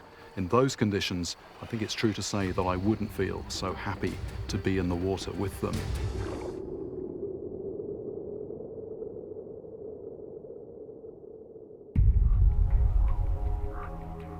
Every year, people venture into Alaska's remote waterways, never to return. They vanish, leaving no clues, no witnesses, and no bodies. The extreme weather is often blamed for this loss of life, but is that too easy a conclusion? Many fishermen are among the death toll. So I've come here to look beneath the surface, to find out if they're being lost to something other than the weather. I want to know if there's something in the water that's killing people. One recent tragedy is typical. There are only a few clues, but enough to arouse my suspicions. A fishing boat was discovered upturned on a mud bank. Although their life jackets were found, the two occupants had vanished. If bad weather had been closing in, being experienced fishermen, they would have put their life jackets on, but they didn't. The only things missing besides their bodies were their fishing rods. From what little is known about the incident, it seems that something must have caught the victims by surprise. It's very little to go on, but with so many fishermen killed in Alaska, I need to know if that deadly surprise is lurking in these waters. My investigation begins where their upturned boat was discovered, on the eastern edge of Prince William Sound, off Alaska's south coast. The evidence of the fatal fishing trip was found in a remote bay, where a branch of the Copper River Delta drains into the sea. When the tide comes in, all of this is underwater, but at low tide like now, you just get this massive expanse of mudflat, and it's here where the boat was found. Now, how it got here, nobody knows for sure. One possibility is that whatever happened somewhere out at sea, and the boat washed in on the tide. But another possibility is that something happened inland, and the boat actually got here by floating down the river. Since the fatal encounter could have happened along the coast or upriver, I've got double the normal challenge. The culprit could either be in freshwater or out at sea. I decide to start in the type of water I know best. The nearest town is Cordova, a remote fishing community of 2,000 people. If anyone can tell me what's in the rivers here, it will be the locals. We got these gigantic king salmon. Yeah, a friend of mine caught one like about 10 days ago out here in a gill net. Yeah, it was a 5-foot one. So whereabouts was that? On the Copper River salmon. They come in there and they spawn right here. Is it shallow? They tell me that large king salmon breed in the Copper River, and that I should meet a man who has been fishing here for 30 years, river guide Stan Groves. I've seen lots of people get in trouble, underestimating what was in this river. And once you fall in that river, if you get out of sight, you're gone. What's the biggest fish that most people can realistically expect to hook in this river? It's possible for a salmon to be up to 90 pounds. So that's the king salmon? Yeah, Chinook, king salmon. This is no ordinary salmon. Growing up to 5 foot long with a maximum recorded weight of 135 pounds, it's the giant of all the Pacific salmon. The fish's size and the river's power are a dangerous mix. This water's fast. When a big fish hits that line and takes off, it knocks you off your balance. So you've actually seen people pretty much pulled into the water by king salmon? Absolutely. There's no doubt about it at all. Big cowboy, 6'4", 235 pounds. There ain't no fish in this river's gonna pull me off my feet. Pretty quickly you hear a kerplunk and there's these hats floating down the river. My son had to jump out of the back of the boat and grab him and pick him up on the bank. He shut up after that. If a man bigger and heavier than I am can be pulled into these waters so easily, I need to think carefully about my approach. I also hear a confirmed report of a young man dying after tangling with a king salmon. In Washington state, Harry Koa was spearfishing while his brothers watched from the bank. When he speared a large king salmon, the fish took off with such force he was wrenched into the icy river. According to reports, his battered body was recovered along with the remains of the 65-pound monster fish that pulled him to his death. But could the king salmon be behind some of the disappearances here in Alaska? This is not a fish I'm familiar with, so I'm not entirely sure what to expect. The largest salmon breed in the Copper River tributaries. To reach a place where I'm likely to find one requires a dangerous voyage through 17 miles of uninhabited wilderness.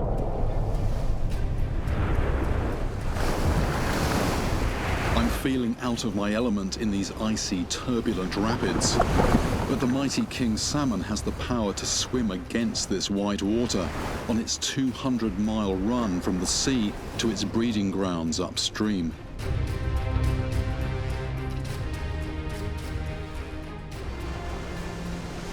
The thing about this water, when you look at it up close, it's quite cloudy, quite milky. You can't really see into it, and that's because it comes off a glacier. It's carrying very fine sediment. It's cold, it's very cold. So this is where the salmon are. They are totally equipped for this kind of water.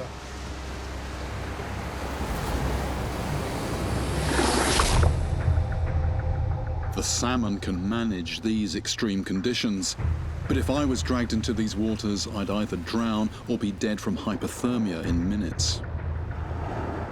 The fish rest in pockets of calm water on their way upstream, so that's where I'll try to intercept them.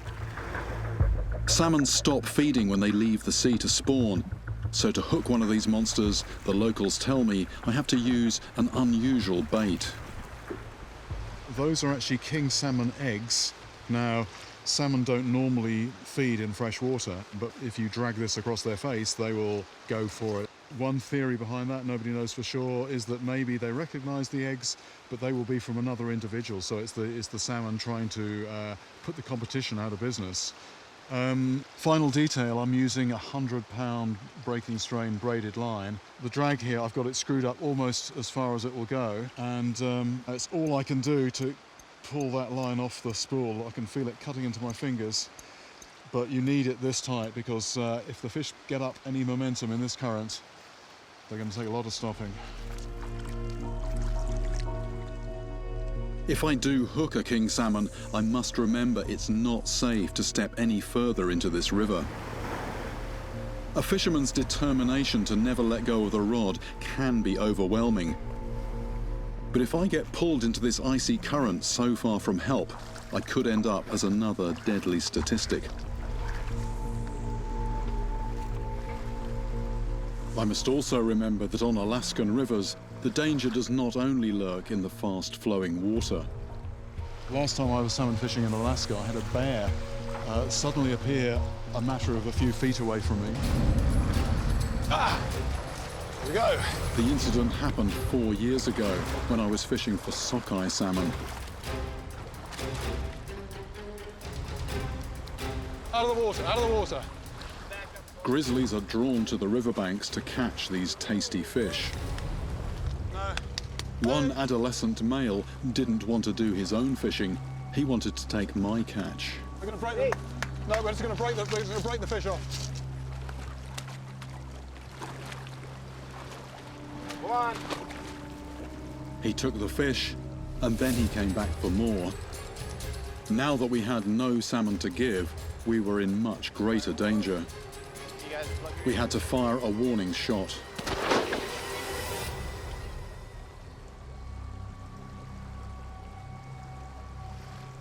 We had to move out fast. Without fail, salmon will attract these huge predators. So while I'm focusing on the water, I also need eyes in the back of my head. I cast out into the raging river. I'm as prepared as I can be to hook one of these mighty kings and test just how powerful these fish really are. Ah. Don't know if that was anything or not. Most other fish, other than salmon, you wouldn't tend to just stay in one spot, casting repeatedly. But the thing about salmon is there might be some holding up here, but others are going to be working their way upriver. So I'm varying the approach a little bit, but waiting for the fish to come to me.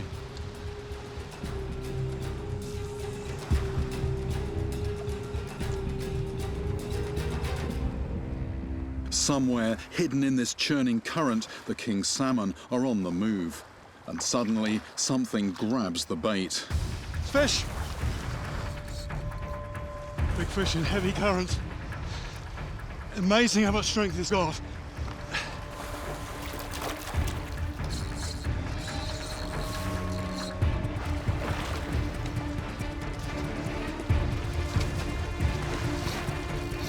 It's quite close, I think. It's quite close.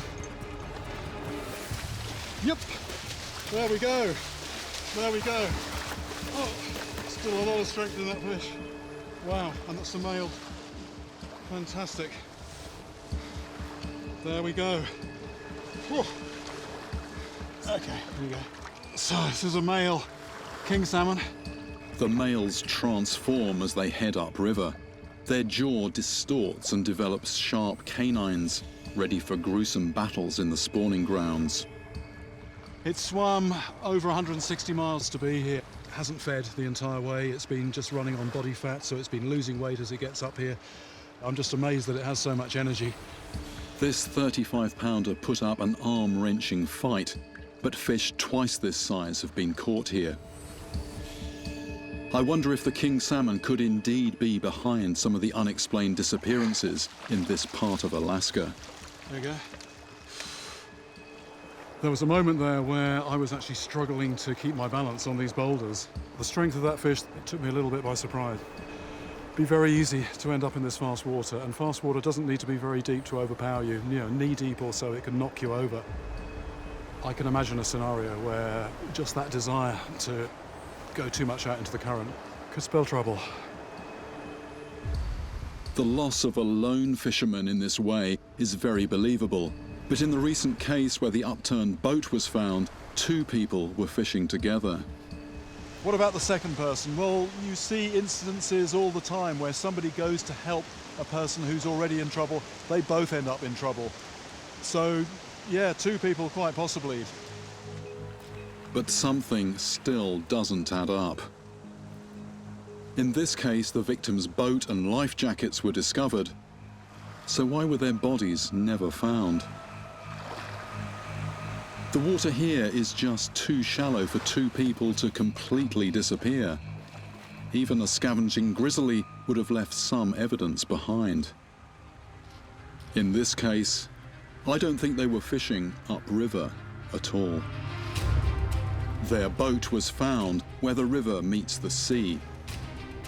If this fatal accident didn't happen in freshwater, I must turn my attention to the coast. Did these fishermen encounter something large and powerful at the river mouth? I need to find out what predators patrol the shoreline. In this very remote stretch of coast, there are few people around to ask. But my investigation takes an unexpected turn when I track down Boone Hodgin, the manager of a small fishing lodge on one of the inlets. Oh. I'm looking into an incident of some people who went missing in this area. I just wondered if you knew anything about any disappearances in this inlet. Actually, we get quite a few disappearances each year, but it's something that only the locals hear about. We're so remote that it doesn't actually reach beyond this area. Now, this year we've had about 5 already, and there's a lot of mystery to how these people disappear. Sometimes people will be on a trip, just like on a day like this, and they never come back. What he tells me appears to confirm my suspicions. Fishermen are vanishing even in calm water, and these deaths are not even making the newspapers. It appears the cases I've read about are just the tip of the iceberg. Boone recounts one story of a chilling disappearance. Donald Graham left Cordova to fish alone, and later that day his boat was spotted spinning in circles. The engine was running, but no one was at the wheel. It's another case where a fisherman just vanishes. Do you have large animals potentially dangerous that could be a factor if you're out on the water? Yeah, we've got sharks in the area, just right down the beach from us. Sharks actually in the inlet here? Yes. You're saying that if I take a boat out here, you can pretty well guarantee that I'll see a shark? 100%, and they're really big. These cold northern waters are not the usual shark hunting grounds, but it seems this coast is visited by a relative of the great white. Salmon sharks can grow as big as the fearsome bull shark, and there are unconfirmed reports of them reaching over 14 feet. I'm on the water for less than 10 minutes when dorsal fins start circling close to our boat. That is unmistakably a shark fin. This is very interesting. Once you see one shark here, you just start seeing them everywhere. They're actually quite discreet. You just see a few inches of fin cutting the surface. The thing that we don't know is that just the tip of the iceberg. Are there many more down below? But definitely just from the ones that I can see, if you were to fall in the water here, you would not be very far from a shark. Very few people fish for these sharks. So unlike the highly prized king salmon, this is not a fish that people here will risk their lives trying to catch. Fishermen are not being pulled in trying to land one. But what if a person fell in or capsized in these waters? Would these large predators then attack? Sharks are normally cold-blooded, slow and sluggish in icy waters. But salmon sharks are very different. These killers are warm-blooded. They have a clever heat exchange system that effectively traps heat in the fine blood vessels in the shark's core, thereby preventing heat loss to the surrounding water. This ensures that their muscles, eyes, and brain are powered by blood up to 70 degrees warmer than the water around them. So even in icy temperatures, these predators move fast and hit hard. They have the teeth and the power. But what I need to find out is whether they also have the disposition to attack. These sharks are not known man-eaters, but in these remote waters, few people choose to swim, though sharks rarely encounter humans. To find out if salmon sharks would attack people, I now realize that I'm going to have to put my rod aside and test their aggression the only way I know. It looks like there's no alternative to using myself as bait.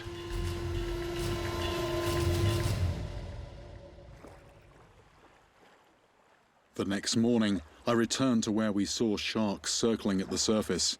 This time, I'm ready to face them underwater. I can't see the whole animal, even with Polaroids. All I see is the fin. It looks quite big. What I want to find out is how that is going to react to a person in the water. This is something that people don't make a habit of doing, getting in the water when there's shark fins cutting the surface. So, you know, we're going to be very careful. I'm going to have a safety diver. The boat is going to be close. I'm very curious to see that close up, but I'm keeping my fingers crossed that its behaviour is going to stay as it is now, quite relaxed, but you never know with wild animals how they are going to react to something else actually in the water close to them. I suit up to go in, along with a safety diver and an underwater cameraman. I've dived with sharks before, and I know what warning signs to look out for. If a shark lowers its pectoral fins and arches its back, it means we need to get out quickly.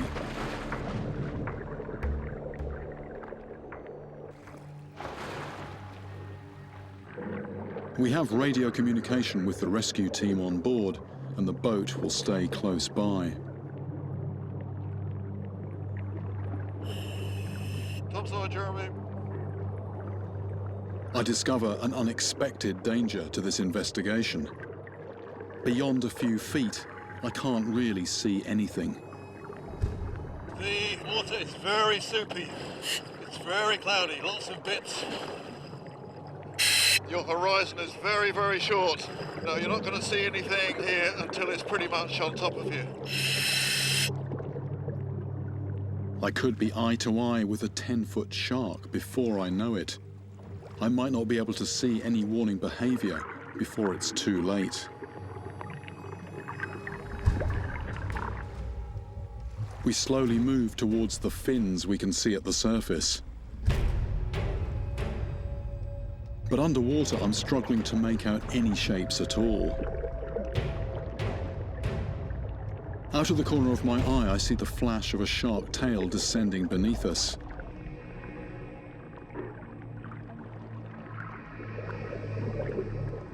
I decide we should follow it down, out of the surface haze, but into unexplored territory. Very few people ever venture deep into these cold, remote waters.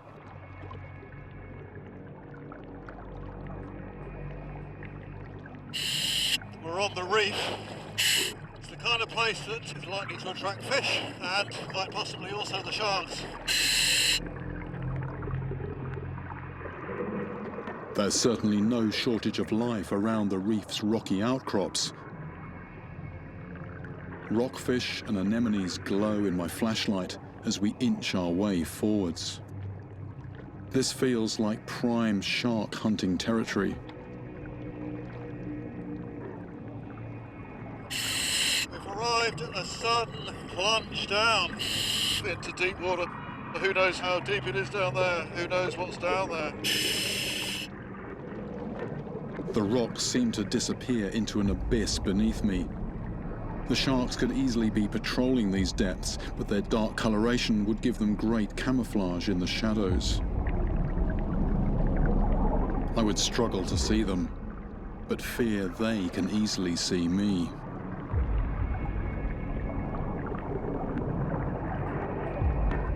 It's definitely spooky down there, but no signs of sharks, no sharks down there that we saw anyway. The fins on the surface, we can't see them under the water. We slowly make our way to the boat's anchor line and prepare to surface. It looks like our first exploration will only provide the briefest of glimpses. I'm starting to get towards the end of my air, and I have to say I'm feeling a mixture of disappointment and relief. Topside, Jeremy, coming up the anchor rope now. As we approach the surface, the visibility closes in once again.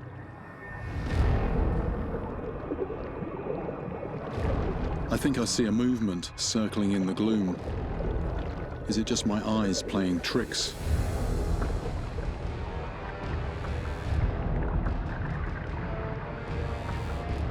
That's something.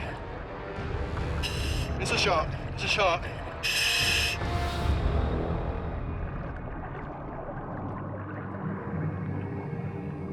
It vanishes as quickly as it appeared.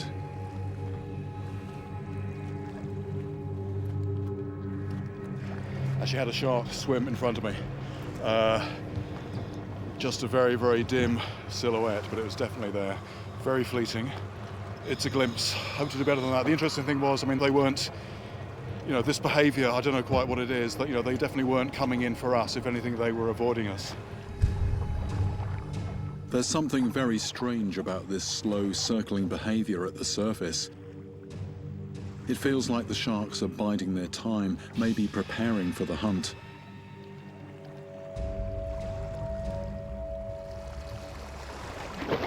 Although I've seen no signs so far of aggressive behaviour, I'm certainly not ready to cross such huge predators off my suspect list.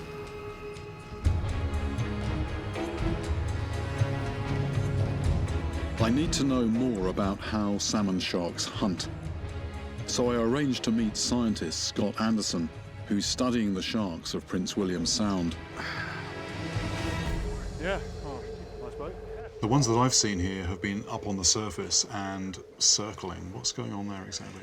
They're up on the surface circling, and we don't really know. No one can really say for sure what it's about, but it seems like it's more likely related to some kind of resting behavior, in that when we see them, they're just going in a constant circle, and if you throw something at them, a bait or something that you would think they would be interested in, they actually turn away from it and go the other way. So they're actually actively not feeding. But Scott has seen these sharks when they are feeding, and then they are a very different beast. These salmon sharks are up here to feed on salmon, and they're very aggressive when they're feeding. They get it right on their nose, and they just will chase it right down. And, you know, they go for other things that are in the water when they get excited. They see jellyfish, and they look at them, and we've had them bite our hydrophone or a camera. These large-eyed predators launch their attacks from below, catapulting themselves out of the water to seize their prey. It's the same mode of attack as their close relative, the great white.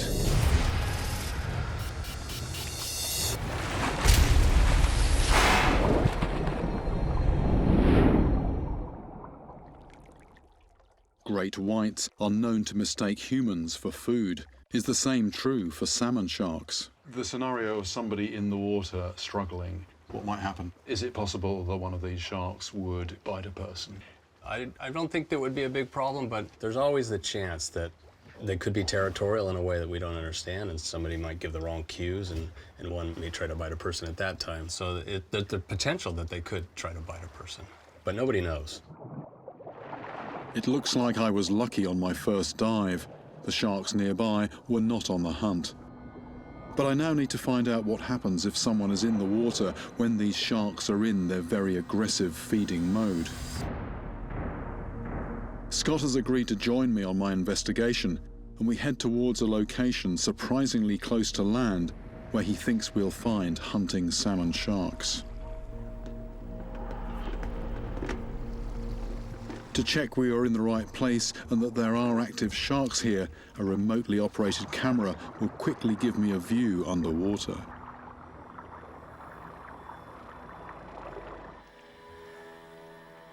Big jellyfish. Oh! There's a shark right through the screen. Right, where's that gone? Where's that gone? Here, there it is, there it is. It's circling. Circling. Is it my imagination, or is that actually quite inquisitive? That's inquisitive, that's coming, that is inquisitive.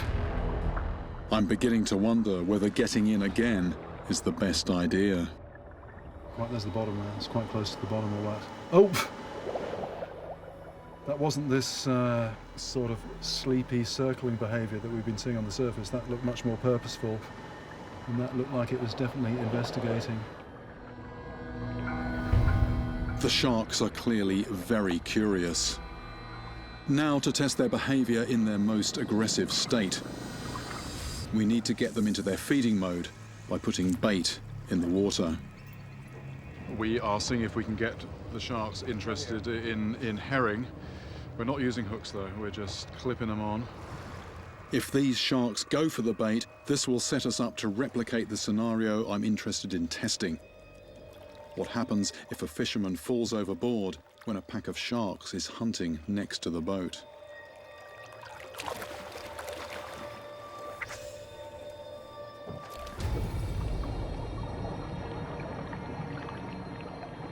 I'll just pull it. Yeah, just sink a let little it bit. sink a little and then slowly wind it. Good, Here we yeah, go. he's coming for it. Yeah, there he is. Coming up. He's following it. My goal is not to catch a shark, but to switch on their hunting mode. Scott, I think what I'll do in a sec is actually give you the rod, and if you can keep them interested, All right. I'll go and suit up. Okay, good deal. All right.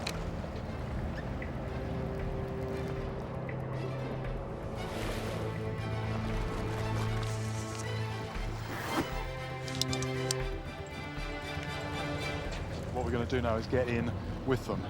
It does sound potentially rather a crazy idea, but it's the only way we're going to gauge how they react to people when they're actually in that feeding mode.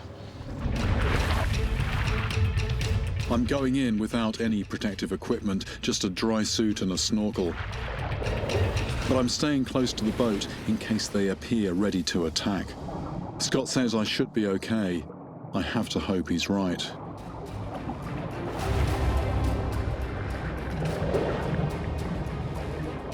Now I'm in the water, I suddenly feel incredibly vulnerable.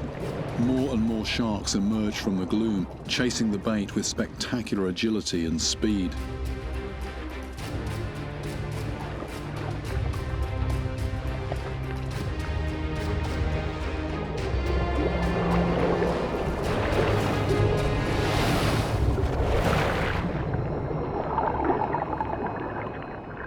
That shark took that herring right in front of my face, saw its mouth open, and then it just turned away. They're feeding, but not on me so far.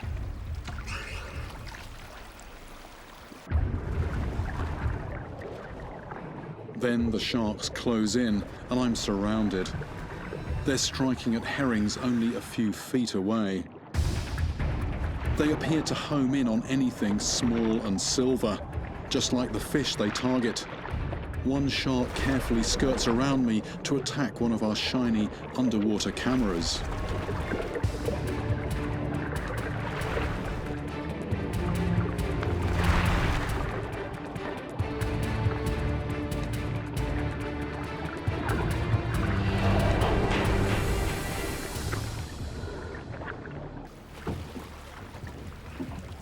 Very, very close feeding action there. One took the herring right in front of my face. It was coming towards me, but I think it was totally focused on that herring. I was there as a sort of an obstacle. It was an unnerving experience, but what's important is that I emerged unscathed. These fish are definitely in feeding mode, no doubt about that, but they're not going for people. That is shark mythology. The reality about these ones is they're focused on fish.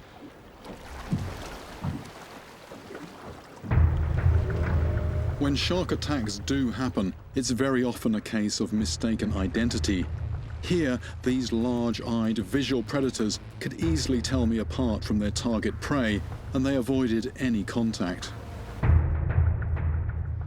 As soon as you hear the word shark, it's the normal human tendency to cast them as the villain, but having tested this assumption as thoroughly as I possibly could, I'm forced to the conclusion that these sharks here pose no threat to people. So where does that leave us? Maybe there's something else down there. My search for dangerous Alaskan fish has led me from the rivers to the nearby coastal waters. I wonder, if a shark isn't to blame, is there another fish big enough to drag or knock someone out of his boat? Back in town, I head to the docks. If there are other monstrous fish offshore, someone here is bound to have run into them.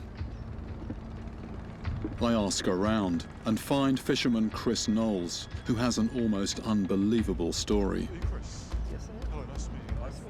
We were out for the day fishing, my buddy and I, in a small raft, and this 200-pound fish comes up to the surface, and my buddy Steve lunged at it with a harpoon, and I went to throw the hook into its lip, and a weight came and it threw my arm down, into the mouth of the fish. It just bit down and clamped my arm. And the 200 pounds immediately pulled me over to the side. I reached over the other side of the dinghy, and it starts lifting up like this. And all I can do is just to hold on and keep my head above water. I'm like, Steve, help. And Steve pulls as hard as he can. The harpoon finally comes out. He falls back, and he's flailing in the boat. And I've got a halibut here that's just gnawing on my arm. So this is a halibut that's got hold of your arm, and it's about 200 pounds, you say? Well, it's the biggest fish we have in Alaska, next to salmon sharks. And a big halibut, pound for pound, they can do a lot of damage when they get on a boat. That tail gets slapping, they start curling up, they can break deck gear, break legs, break bones. When this was happening, what was the worst case scenario that was in your mind? What's the worst thing? Worst case scenario? I'm going down with this halibut. I had that image in my mind. The hook's in me and I'm going down. I was yelling and cussing like I never did before, and spent the next 3 days nursing injuries and cuts all over my hand. The hand was completely cut up, lots of blood.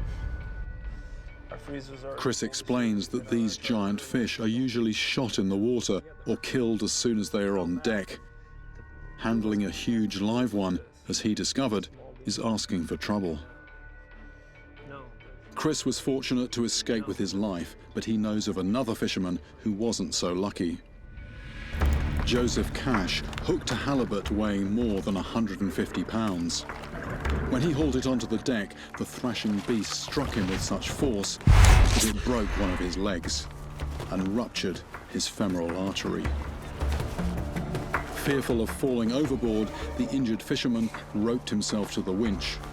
But by the time he was discovered, he'd bled to death. Chris's stories get me thinking. Halibut have been caught along this coastline for centuries. But if this fish really poses such a deadly threat to fishermen in small boats, how were they caught before modern vessels were used? To find out, I arranged to meet commercial fisherman and native Alaskan, June Lankard. Halibut fishing is really dangerous, it's really hard work, and so traditionally fishermen would really have to design their gear to catch smaller fish. In the old days, our canoes were, at best maybe 20 feet, and if you landed a big halibut, it could flip that boat over or wrap you up in the line. Anything could happen. June shows me a traditional hook, and its unusual construction is revealing. So this is designed specifically to avoid the bigger halibut, partly because of how dangerous they can be if you're on a small boat. Right. Depending on the size of your hook and the space between the hook and this bridge right here would determine what size of fish could actually get their mouth around that hook. So basically a fish with a big mouth, a big thick jaw, just physically won't get it past that gap, so won't get impaled on the point. Right. I have to say, I don't think I've ever seen a hook before that's actually designed to avoid hooking big fish. I mean, it is very ingenious. Sure, but if you went out there without knowing all these things, and if you landed a big halibut, in some cases, they could be fatal. When I arrived here, I was unsure where to look for a possible killer. Though halibut are marine predators, they do come right inshore, literally to the river mouths. So anyone fishing here runs the risk of encountering one of these monsters. So it appears that there are fish here that could potentially cause fatal incidents. And what's interesting is that these fish are very unlikely villains. We're not talking about the cold water sharks, but giant halibut. And I have to say, this is definitely a fish that I need to encounter for myself. The largest Pacific halibut ever caught was just under 500 pounds. That's nearly 3 times what I weigh.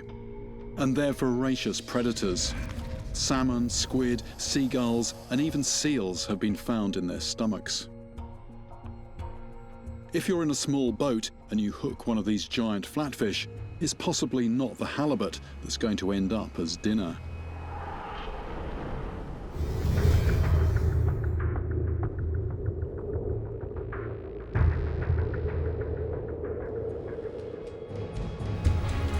Now, with this new suspect on my radar, I want to find out for myself how strong this beast really is. there's a known halibut spot that we're going to. And what I'm trying to do is prepare myself mentally for catching this fish. The other thing that's on my mind is that big ones, people around here, they don't try and get them in the boat intact and then return them. If they bring them in the boat, they're going to kill them. They're either going to shoot them in the water, they're going to club them, they're going to harpoon them, gaff them. I don't want to do any of that, but that is introducing a whole new layer of challenge. How to get a close look at a big fish without injuring it or me is not really something that anybody's particularly tried to do before. So it's definitely going to be a very challenging day. Fishermen here just don't tangle with large live halibut, but I want to get a good look at this creature and then put it back alive.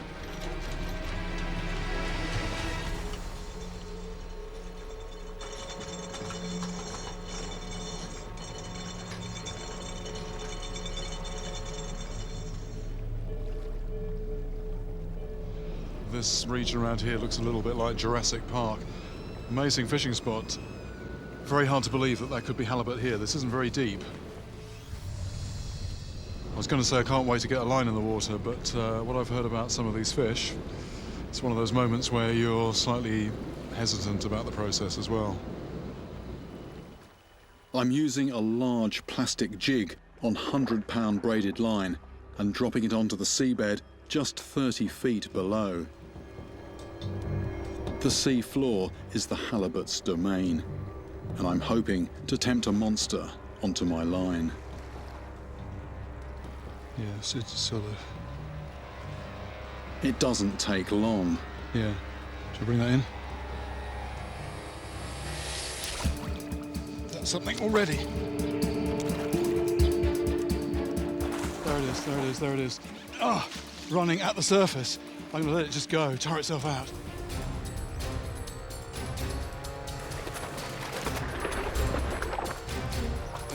Oh, off it goes again. Off it goes again.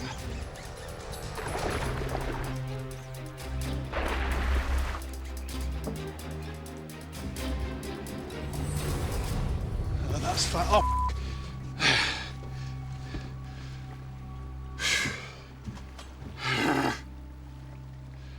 So whatever that was has escaped.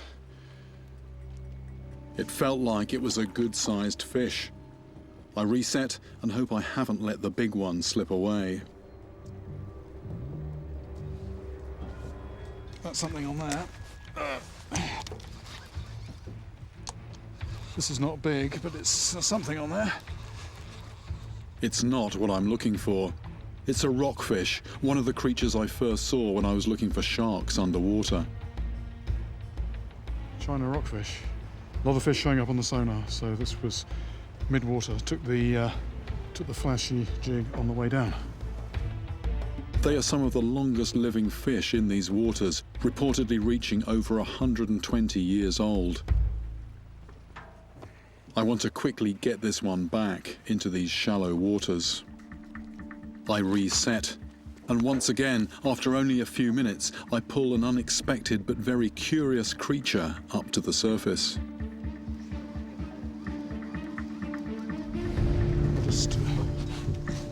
This is a lingcod. It's not a type of ling or even a cod, but actually a greenling. It looks a little bit similar to the snakehead I was after in Thailand. Very, very sharp teeth in there. And just like the snakehead, it's a voracious hunter. An impressive looking beast. Predator soup down there. These smaller predators all attack the lure with a similar bite. But when I feel a much more savage pull on the line, it's a knot. That's a knot. I know that a halibut has taken the bait. Oh, here we go. It's off. The second it hits the bait, the fish takes off with a turn of speed that catches me off guard. That turned into quite a powerful dive. I'm getting a very disconcerting and characteristic knocking on the rod. The way these fish swim, it's sort of up and down. It's up and down movement. Bringing this fish in is going to be an almighty struggle. I can see it, I can see it.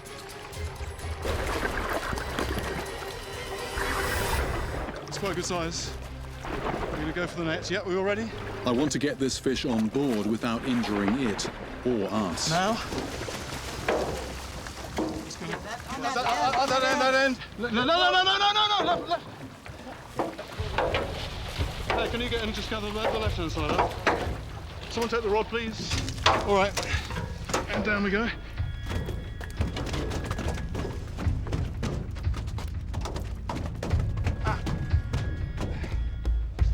Right. It seems calm now. Should we go for it? Okay, good. It's really green. Yep. Dorsal fins there, good. Okay.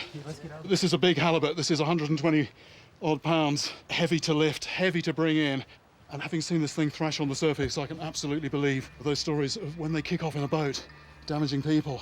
We tend to think of flatfish as just food for us, but this is absolutely way up the food chain. This is a predator, and if you're in any doubt of that, just look at the size of the mouth and the teeth there. That will just engulf and then clamp down. Its large tail and powerful musculature give it explosive acceleration. It is undeniably a very odd-looking beast. A sight hunter with two eyes on one side of its face is something I've never encountered in fresh water. Though this one seems to have calmed down after coming into the boat, I don't want to push my luck. Okay.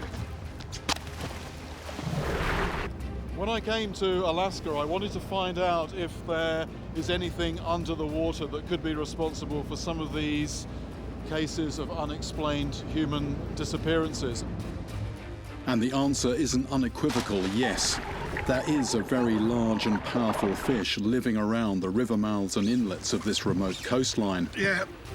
In a fight with one of these, it would be perfectly possible for an unlucky fisherman to be dragged down and lost in the cold coastal waters. At least one fisherman is known to have been killed by a huge halibut, and they have long been treated with respect by native Alaskans. In these hostile waters, storms and boating accidents do take many lives, but hooking one of these monsters could also be surprisingly deadly.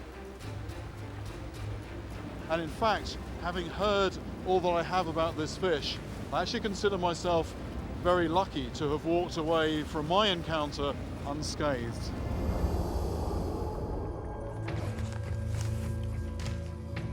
I've investigated legends of lake monsters from all around the world. Typically, the stories are tied to a single body of water, such as Loch Ness. But I've recently come across an intriguing exception. Across a huge expanse of Canada, there are reports of strange, snake-like beasts, sometimes as long as a bus. Allegedly, these creatures have attacked and even killed people. Most sightings are little more than a fleeting glimpse, but one thing that keeps cropping up is the sinuous, elongated shape of this mysterious animal. And some claim to have seen the beast lift its head right up out of the water. I know that snakes can grow to a monstrous size. It is huge, it is absolutely huge. Big enough to swallow a man. In the Amazon, I've met people who say they've seen a cobra grande, a snake even bigger than an anaconda. This sounds more than just a big anaconda. This was a huge animal. I mean, immense size, great big head, and this thing was black, red, and yellow. However, to get seriously big, reptiles require a warm climate. I find it hard to believe that a snake the size of an anaconda could survive in Canada's subarctic waters. But if it's not a snake, then what on earth is this lurking menace? Many of the stories are coming from the Canadian province of Ontario. But I'm heading first to neighbouring Minnesota to check out a possible lead at the Minneapolis Science Museum.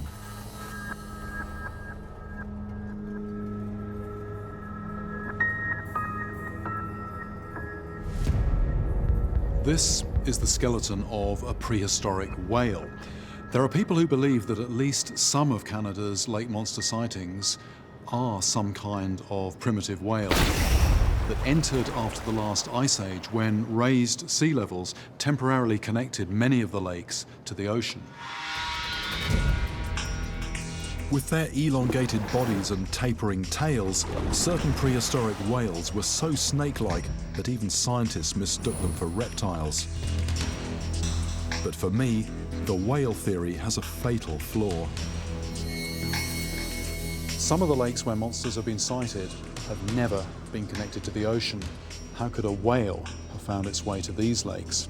In the case of the sightings I've been hearing about, it's got to be something else. My investigation begins in a place where there have been multiple sightings.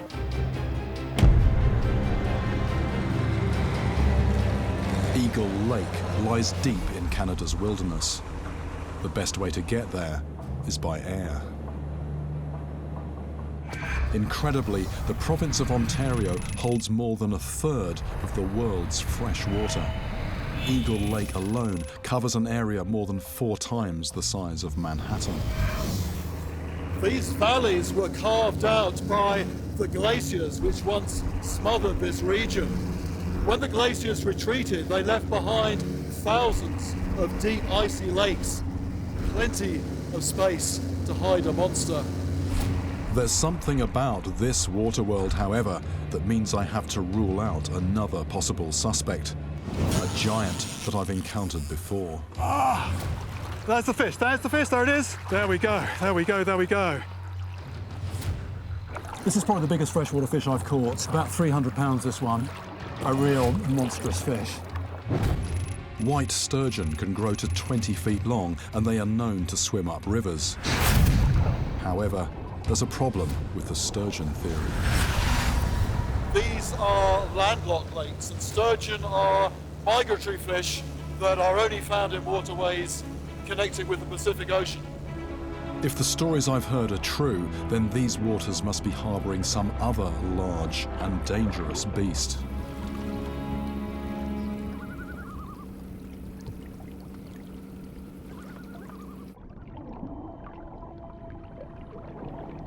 This place really does have quite a mysterious feel to it. We tend to think of lakes as large, open expanses of water, but this lake is anything but. And we've now entered this creek that is just winding away as far as I can see, and this connects to another open area, and it's very easy here to lose your sense of direction. You know, it's a bit of a maze, a bit of a labyrinth.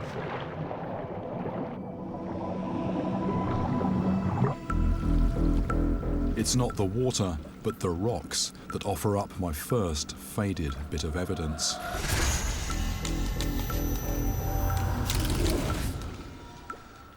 Just come across these rock paintings on this cliff face.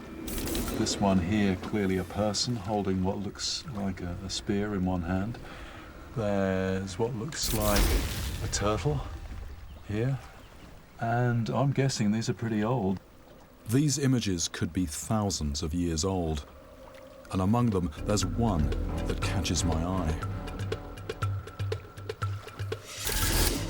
This one here, well, you know, it's open to interpretation, but it doesn't take a lot of imagination to see that as something snake-like. Maybe that is the water serpent. It may just be coincidence, but I'm eager to track down the descendants of whoever drew this symbol. Perhaps they'll be able to add some crucial details. Eagle Lake is the ancestral home of the Migizi-Saugagan people, an ancient tribe of indigenous Canadians. They still live here in a small settlement on the northeastern shore.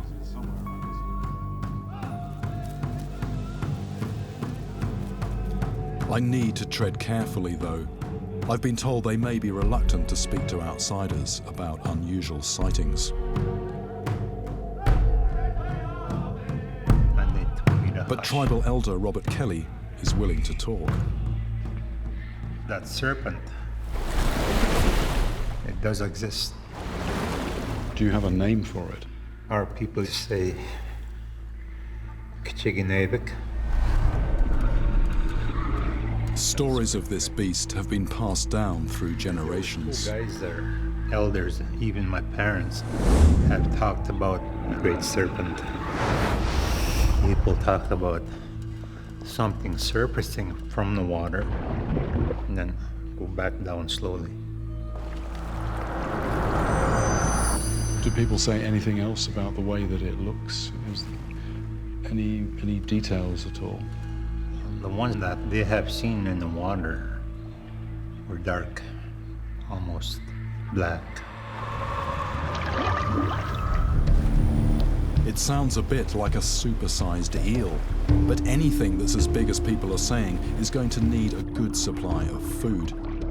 I'm curious to start finding out what's actually living in this deep, cold lake. Unlike a lot of the water that I fish, you've got quite amazing clarity here, so the chances are any predators here very much use the sense of sight. And even down at 40, 50, 60 feet, that's going to give off quite a flash, as you're going to see it. There might also be a little bit of a throb as well when that moves, but that's basically going to mimic a small prey fish. Canada is new territory for me. I'm not entirely sure what to expect. What I'm doing, I'm not actually casting this lure off the boat, I'm just lowering it down into the water. It's just giving short pulls which will make it flash and throb and then let it flutter back down again.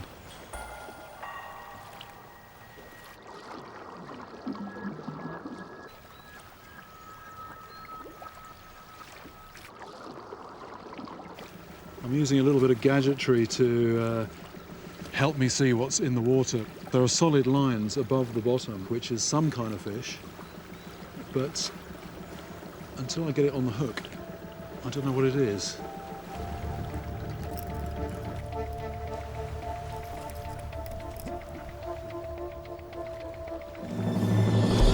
Ooh. Yes, yes, yes, yes, yes, yes, yes.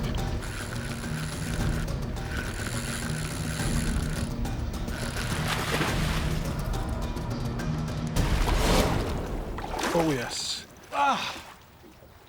Well, this is a lake trout, a predator in its own right.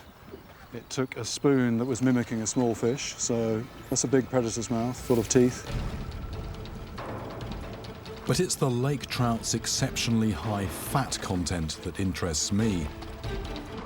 It wouldn't take many of these smaller predators to sustain a monster. And as I continue to fish, the lake trout keep biting.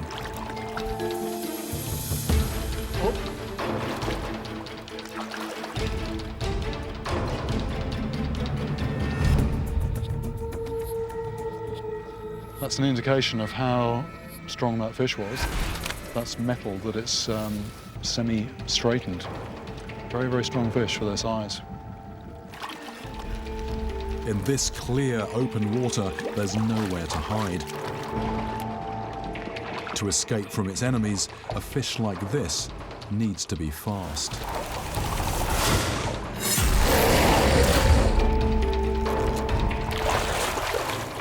Well, I think the conclusion's pretty clear. The water down here is just teeming with fatty, nutritious fish, a perfect bite-sized morsel for any larger predator that might be down there. Clearly, there's lots of space here for a monster and plenty to eat. But to start working towards a positive ID, I want to meet one of the few people on this lake who claim to have actually seen the beast with their own eyes. When I eventually track him down, though, Leonard Skye seems wary of saying too much. Like, I mean, when we see something, we don't really go and broadcast it all over the place. You'd be deemed a lunatic if you do. It takes a while for Leonard to come round and tell me about his strange encounter. We were going across the lake in a boat with my clients. One of the fishermen then spots something odd in the water. I looked at it. I said, that can't be. It was big. like an overturned boat, about 20 feet or so. So we went in to investigate it, and that thing sank. And then we turned on our sonar, and there was nothing there. It just disappeared. Leonard has spent decades on this lake, but what he saw that day was unlike anything he'd seen before. To him, it was Kachiganabik, the Eagle Lake serpent. To me, it's totally perplexing. So whereabouts on the lake did you see this? Right in front, way over there, where the sun is shining on the far horizon, called Spirit Rock. For the Magizzi-Sorgagan people, Spirit Rock is a sacred place. People are not supposed to point towards the rock. Is that because people respect the place? I respect for the spirit that's there. It's said the spirit can be placated with an offering of tobacco. But even so, anyone who goes near the rock does so at their own risk. If it really is the lair of a large unknown creature, then I intend to find out. Predators will often stake out the deep water alongside a drop-off, so islands can be ideal ambush spots. I'm wondering if Leonard's monster vanished into a cave, but this isn't something I can find out with a rod and line. I'm reckoning my best chance of seeing what's down there is actually getting in the water myself, but I have to say I'm more than a little daunted because the visibility is actually not that great, and if there is something down there, I'm not going to see it until I'm pretty much on top of it. In winter, this lake is entombed in a foot of ice. But even in the summer, getting in the water is a bone-chilling experience.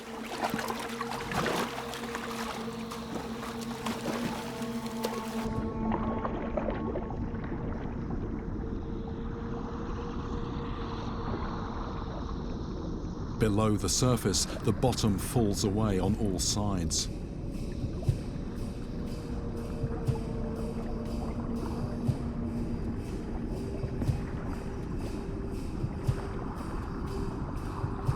But there are no obvious cracks or hiding places, and the entire area seems eerily devoid of life.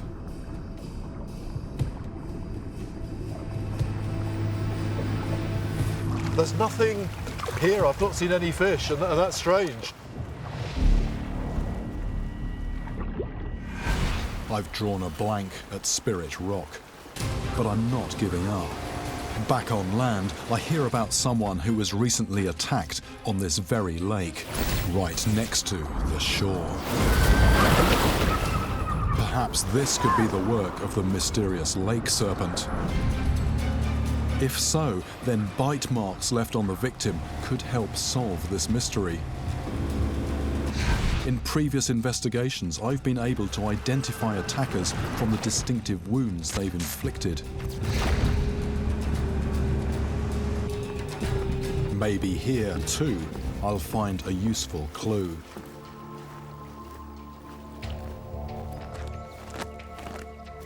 Eager to get more details, I track down a man named Gord Bastable, a witness to the attack.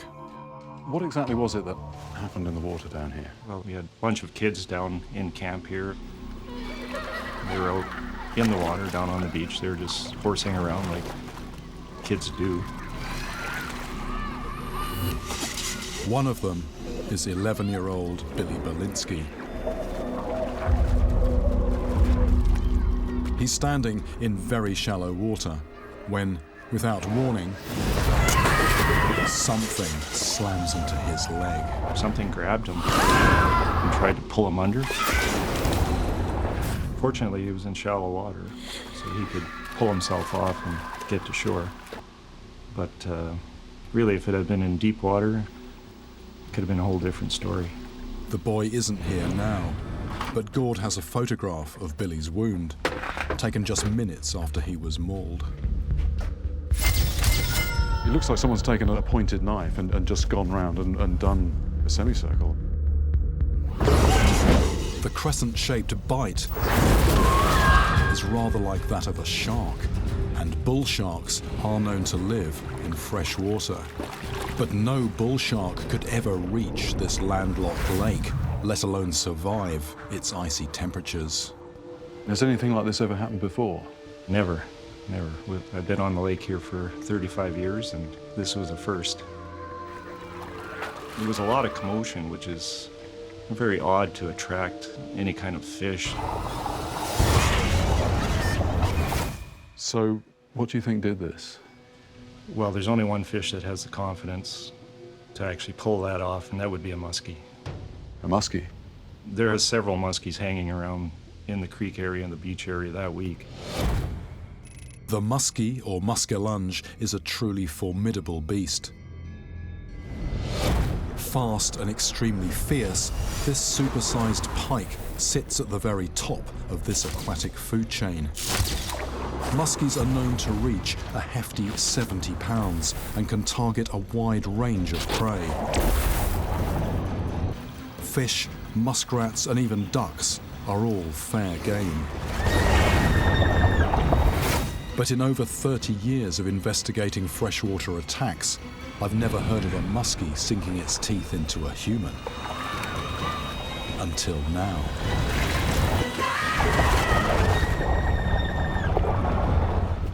Can it really be true? I need more evidence. A bit of digging soon turns up another, even bloodier account of a muskie attack. There was a couple out canoeing. The girlfriend was paddling, and the guy had his feet dangling over the front of the canoe. All of a sudden, something come up and grabbed his foot.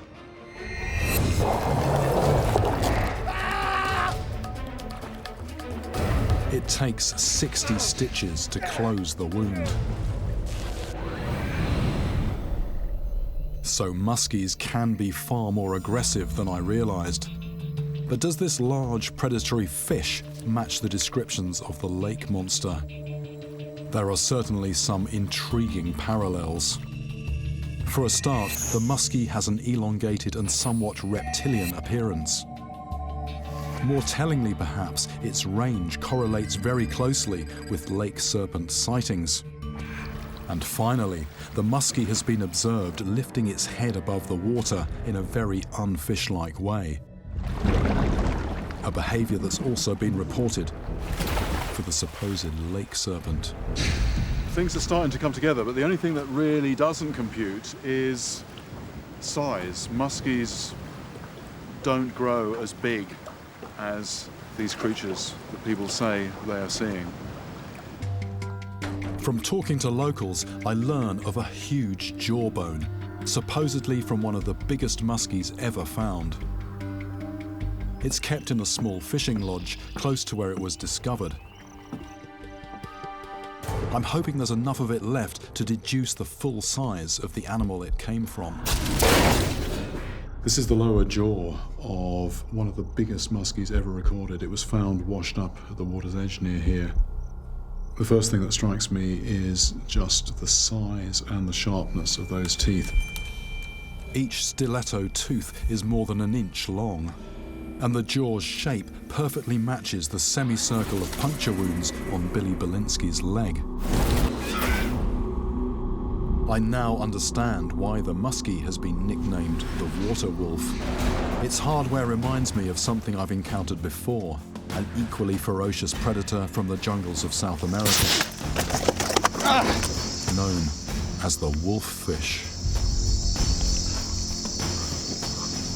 So it looks quite gap-toothed, but actually, pull those lips back and you see they're very spiky fangs underneath there. This muskie had a mouth like a bear trap, but how long was it, nose to tail?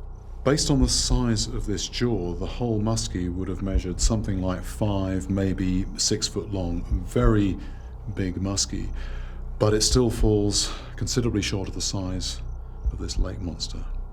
But having said that, there's no other candidates in the frame at the moment. Maybe I'm missing something.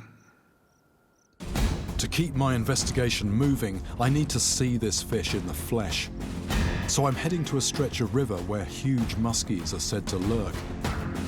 The exact spot is a closely guarded secret. The only name I've been given for the place where I'm going is Location X.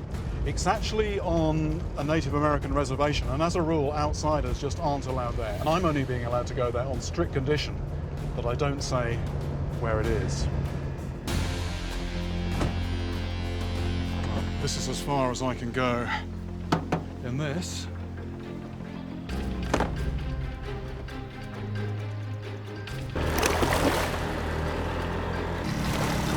From here on in, my guide is taking me off the grid.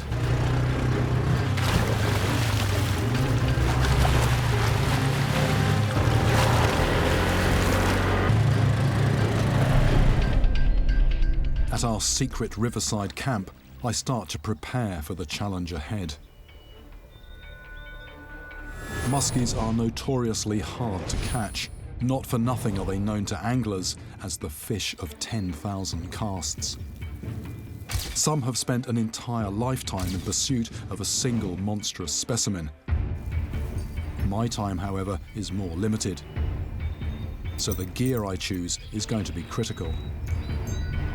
So how do I tempt a muskie? Well, what I know about them is that they hunt very much using their sense of sight, but they've also got this lateral line organ that picks up vibrations in the water. So I'm thinking lures that have got a lot of flash and movement to them, but also lures that are going to make a lot of noise in the water.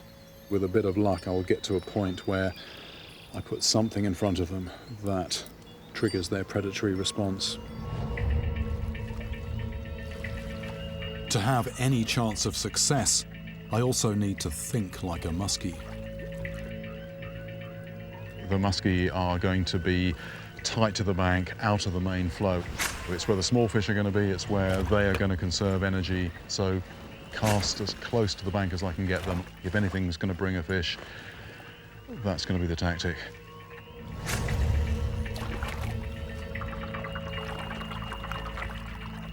Most fish would be scared off by the noise of lures like this. But muskies are fearless predators that are just as likely to investigate a disturbance in the water.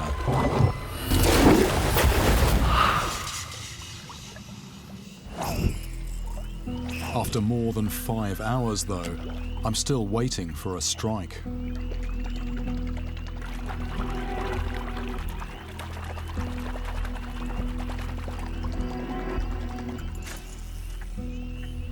This is absolutely perfect time of day for predators to be on the prowl, but I've not felt anything on the line, but I have felt every cast the throbbing of the lures, and I can be pretty certain that the fish down there have felt that as well.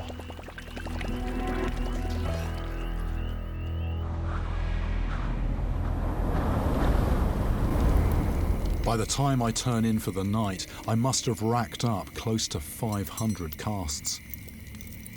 I'm learning the hard way that the muskie is an extremely wily opponent. Maybe it's a lure like that that's going to tempt them, or something a bit strange looking like that. But ultimately, it's going to come down to the reaction of one particular fish at one specific moment. Only now, there's an unexpected problem. A huge storm funnels straight through my camp.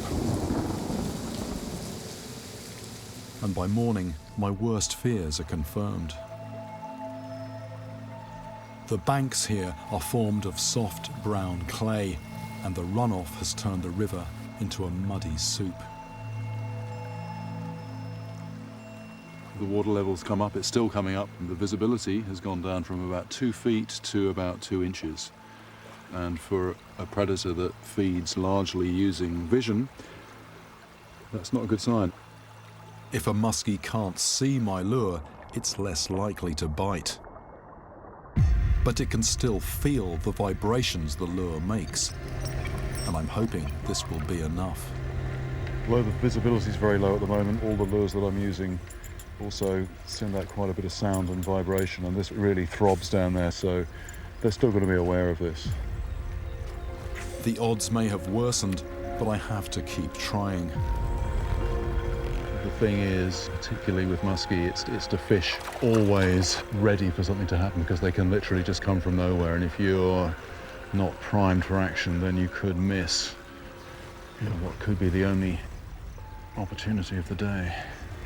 After many hours, though, I'm forced to admit that this is a lost cause. This is an intensely frustrating situation. One of the components of my limited access here is limited time. I've got 3 days. The thing is, that's at least how long it's going to take for this water to clear. So really, you know, I have no other alternative but to pack everything up and try and find somewhere else. Big muskies are few and far between, so this is a serious blow to my investigation. But my guide tells me there is one other place I can try. Rowan Lake is as deep as it is remote. Maybe this is where I'll find a giant, and with it perhaps the missing clue I'm looking for, a way to make sense of all those unexplained sightings. This place is a real wilderness. It's probably true to say that nobody has ever set foot on a lot of this land. Unaffected by the recent storm, the lake's crystal clear waters look ideal for a muskie hunt.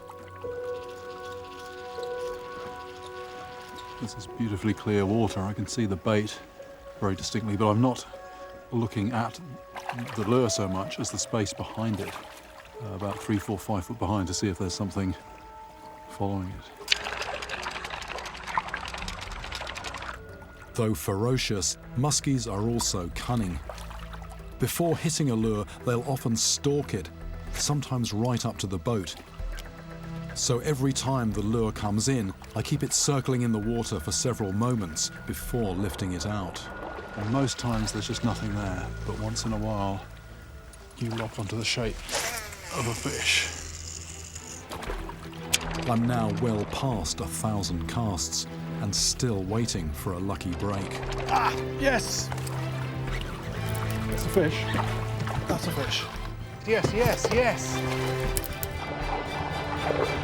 It's a toothy predator, though not yet the one I'm after. This could be a good sign. The pike are feeding. But to be honest, the fish that I'm after could inhale this in one mouthful. The northern pike is a fast, aggressive predator. But for a big muskie, this would be little more than a bite-sized snack. As the hours pass, I try every conceivable combination of lure and location. Lots of casting. They do call muskie the fish of 10,000 casts, but the point is it's not the same cast over and over again. You're varying the lure, but also different location, different speed, different depth, and you just never know in advance which cast is going to be the one that pushes the fish's buttons. I think there's a pike on. Here we go. I'm having absolutely no problem attracting pike. Another pike. Oh. But its bigger, uglier brother is nowhere to be seen. Another pike. It's a pike again. I catch pike after pike. It's a struggle to stay focused. And then, to compound my frustration, I'm impaled by my own hook. I'll just take it? Yeah.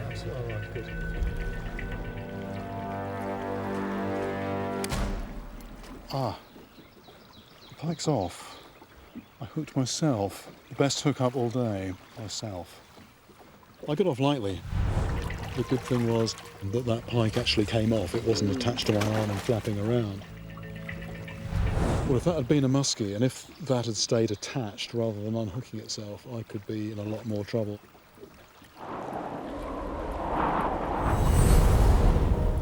With the weather closing in, Something different grabs my bait. Look at this, look at this, look at this. This greedy fish has bitten off far more than it can chew. Right, so the bass are hungry. It's probably about the same length as the lure altogether. The bass seems to think it can eat something as long as itself. That's the bait. That's what went after it. Even the small fish here are punching above their weight. But the predator at the top of the food chain, the muskie, continues to elude me. Once again, bad weather puts an end to my fishing. I think we saw a bit of lightning just then, so not good to be out on a big expanse of water waving a carbon fibre pole. With this new setback, I can't help feeling that the gods are against me. Next morning, I take time out to talk to my guide, Don Persh. He spent a lifetime hunting the muskies in this lake. There's just really no other freshwater fish like these fish. All of a sudden, there they are, and you have to be in the game all the time. Then he tells me a first-hand fisherman's tale, a story that could be highly significant. It was a bright sunny day, and here was this big brown line coming in. I thought I was looking at 10 foot of muskie coming after my bait, and it was 250 inchers nose to tail coming at the same time. They were in a straight line coming like a train. So what it was two muskies following each other, one behind the other, sort of total length, something like 10 foot. Yes, sir.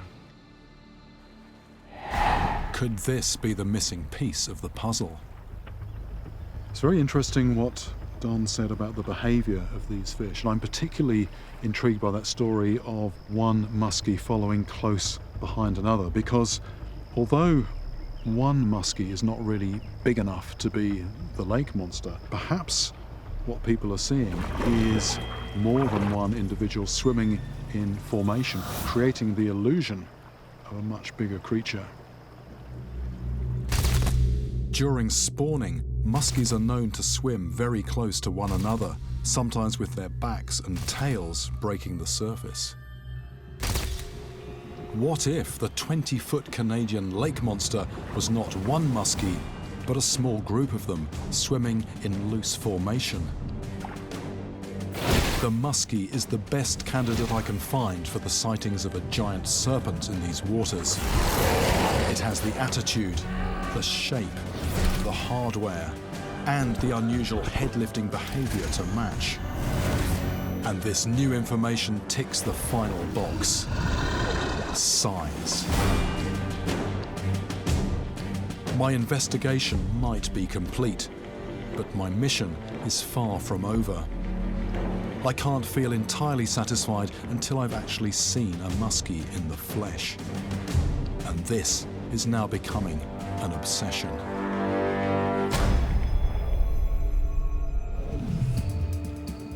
For 5 more days, I fish around the clock. But now, not even the pike are biting. No response here, time to move on again.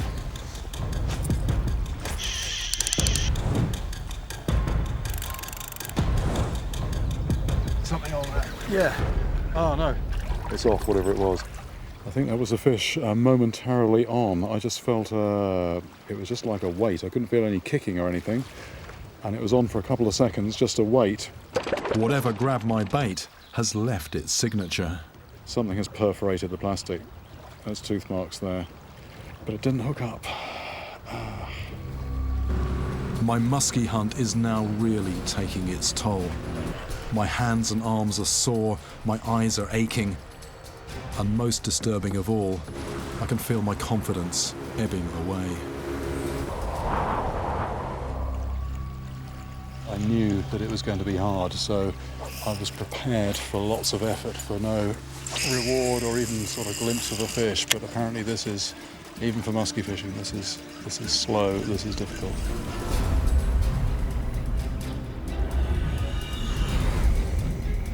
By now, I must be close to 10,000 casts. What I really need now, besides catching a fish, is a good night's sleep, but I find that I close my eyes and I'm expecting the shape of a fish to slide into view at any moment. I'm just sitting here all twitchy, tired, but at the same time strangely awake. If I'm going to win this battle, I've got no choice but to keep working the water. But before I can get back to business, a boatman calls me over. I heard there was an unusual capture down here. Where did you get that? Just in the water, he was just swimming around. Wow. So this is a turtle. I didn't know these were in here. Being a turtle, that means it's an air breather, so it will come to the surface from time to time. But when they rise up, they tend to just dimple the surface and go straight down. So I don't think this is responsible for any lake monster sightings. But if you were sitting on this dock, dangling your feet over the side, this could give you a pretty nasty bite on your toes. I'm gradually ticking off the predators that live here. If only it was as easy to get my hands on a muskie. Okay, time to go fishing.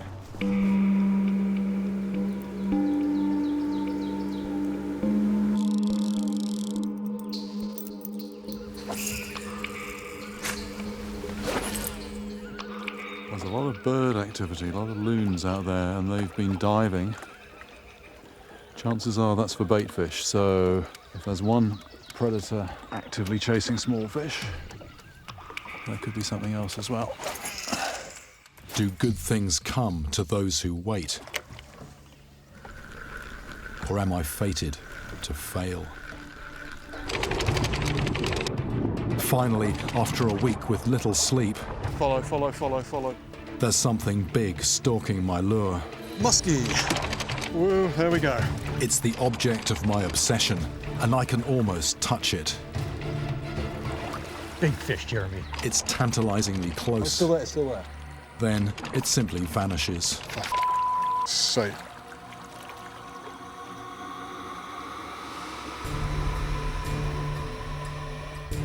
I've never experienced anything like this before. I feel I'm being taunted. The frustration level is getting pretty well off the scale. To see a fish that far behind your lure and then it doesn't take it is just, and you can't do anything about it. All you can do is try again and again. How many times? The days are running together.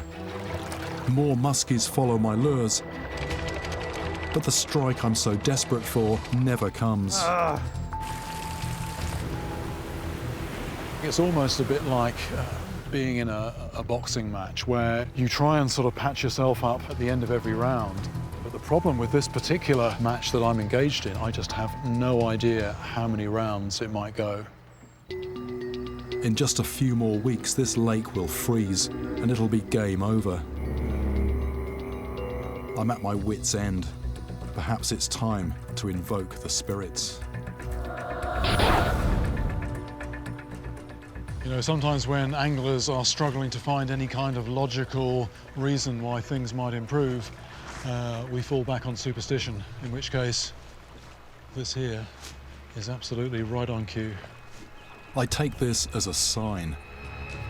But of what?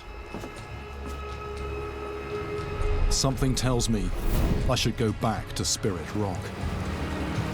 It's not a known muskie spot, but I've got something else on my mind. I feel I've lost belief in myself as an angler, and I need to get it back. Because it is such a sacred place, I've brought tobacco with me to make an offering to the spirit.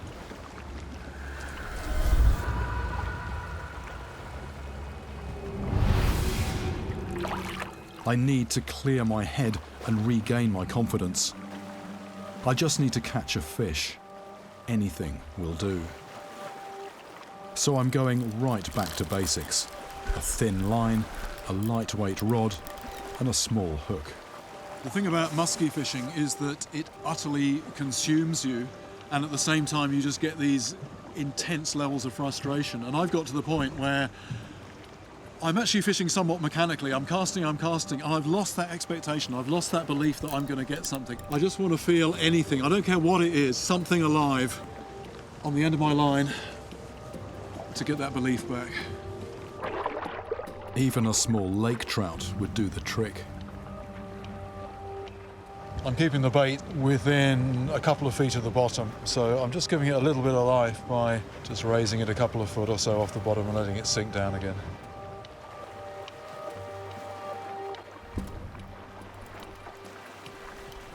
I've called on the spirit of Eagle Lake, and within minutes, I get a bite.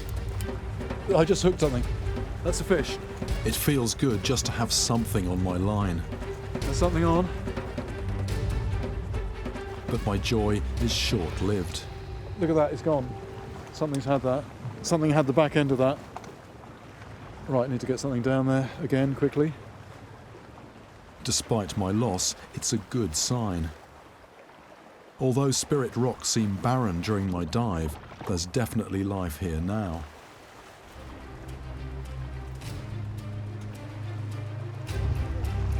Oh, yes, that's a fish. At last, I'm back in the game. I'm worried about the line. This is an incredibly weak line. But my rod is buckling under the strain.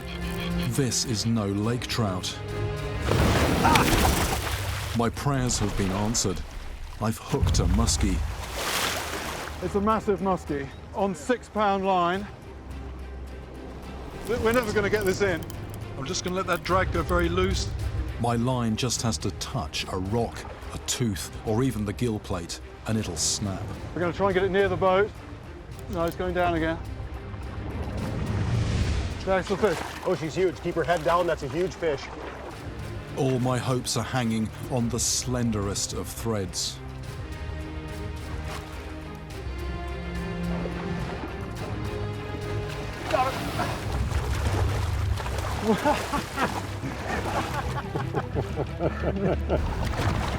This is the monster from Spirit Rock. It's a big muskie. 6-pound line, tiny bait, sacred site, made the tobacco offering. That has to rank as one of the most extraordinary catches of my life. We have got a muskie. I must have made over 13,000 casts, and it's only when I stop trying to catch one that a muskie finally bites. That's the hook. That's the line. Look at that line, it's like cotton.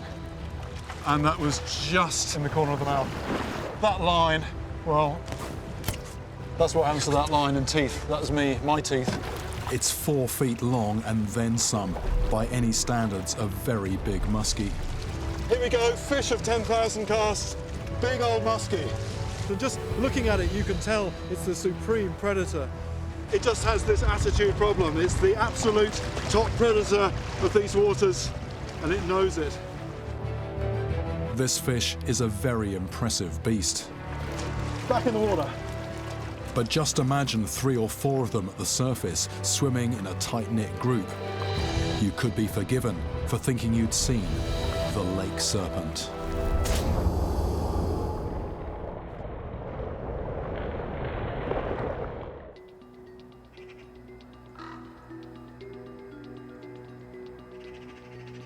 For more than 30 years, my search for freshwater killers has been a continental affair. Asia, Africa, South America. Virtually all the beasts I've tracked down come from land masses where there are big lakes or seriously large rivers. Small, remote islands are not normally on my radar, but recent reports of freshwater attacks from a tiny speck of land in the South Pacific are making me think again. Fiji. With its alluring mix of idyllic coastlines and laid-back island culture, it's a mecca for tourists. Beyond the postcard beaches, though, there have been disturbing incidents. In a reservoir in the mountains far inland, A commercial diver is apparently attacked by something from the depths.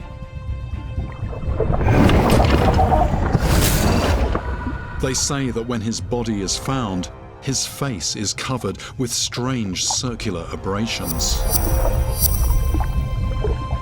Because of this, some locals blame an octopus, but this makes absolutely no sense in fresh water. A bit more digging revealed a second, equally mysterious death. Nearer the coast, Amanasi Naituyunga, one of Fiji's top young rugby players, is training with teammates on the banks of a river. When they decide to swim across, the water is calm. But inexplicably, Amanasi vanishes, and his body is never found. By all accounts, he was a strong swimmer, and everybody else had crossed without a problem, but in an instant, he just disappeared. These two tragedies are by no means isolated incidents. There appear to be multiple cases of people being attacked in fresh water.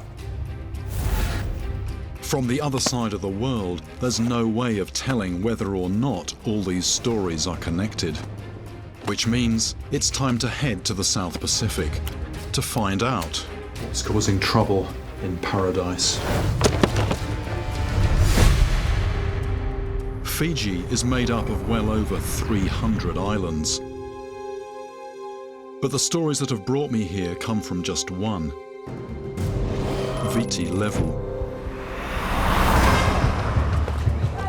The population is a mixture of indigenous islanders and the descendants of labourers brought in from India during British colonial rule.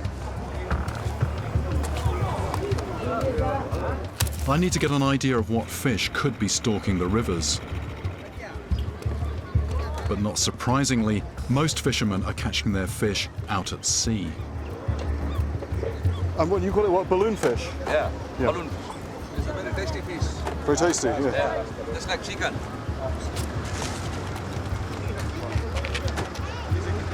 We call it red snapper. So does this one come into the river? Yeah, when they go big. No big ones here today? No. No, just this one, okay.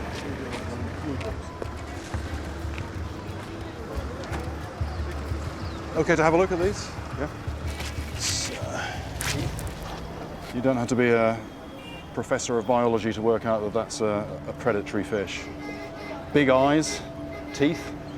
This is a Spanish mackerel, so like the mackerel that I'm familiar with, only scaled up somewhat.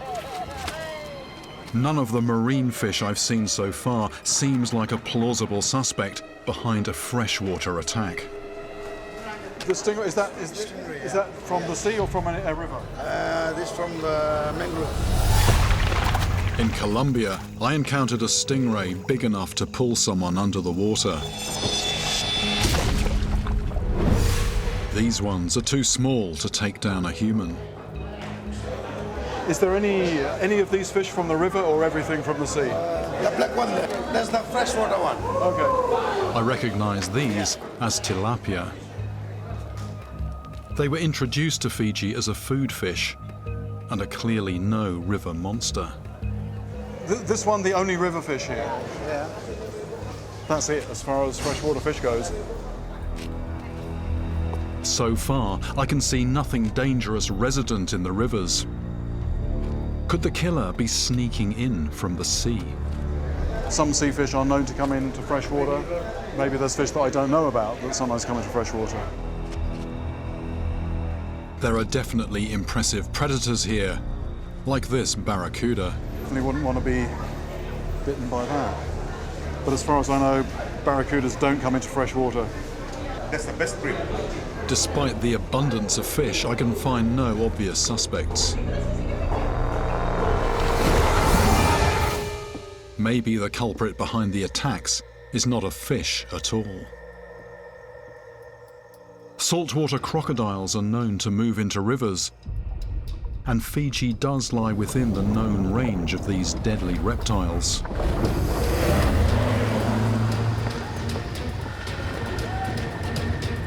In Sinkatoka, close to where rugby player Amanasi mysteriously vanished, I pay a visit to the police station. Sergeant Mesu knows about Amanasi's disappearance, but it's not the only one. Have there been other cases in the river? Yes. Recent incident is two ladies, they went into the river to dive for this water mussel. According to the policeman, these two women were gathering freshwater mussels from the riverbed to sell at the market. Then, just like Amanasi, one of the women simply disappears without a sound. But this time, a corpse washes up. After 3 days, then we managed to recover the body, with all bruises and marks. Do you have any idea what might have caused them? I could not tell you. Okay. But we do have shark. And they come up the river? Yeah, come up the river. The only man-eating shark that swims up rivers is the bull shark. But anyone grabbed by a shark, or for that matter a crocodile, would surely scream and create a disturbance before going down. You wouldn't expect them to die without making a sound. And sharks and crocodiles leave bite marks, not bruises.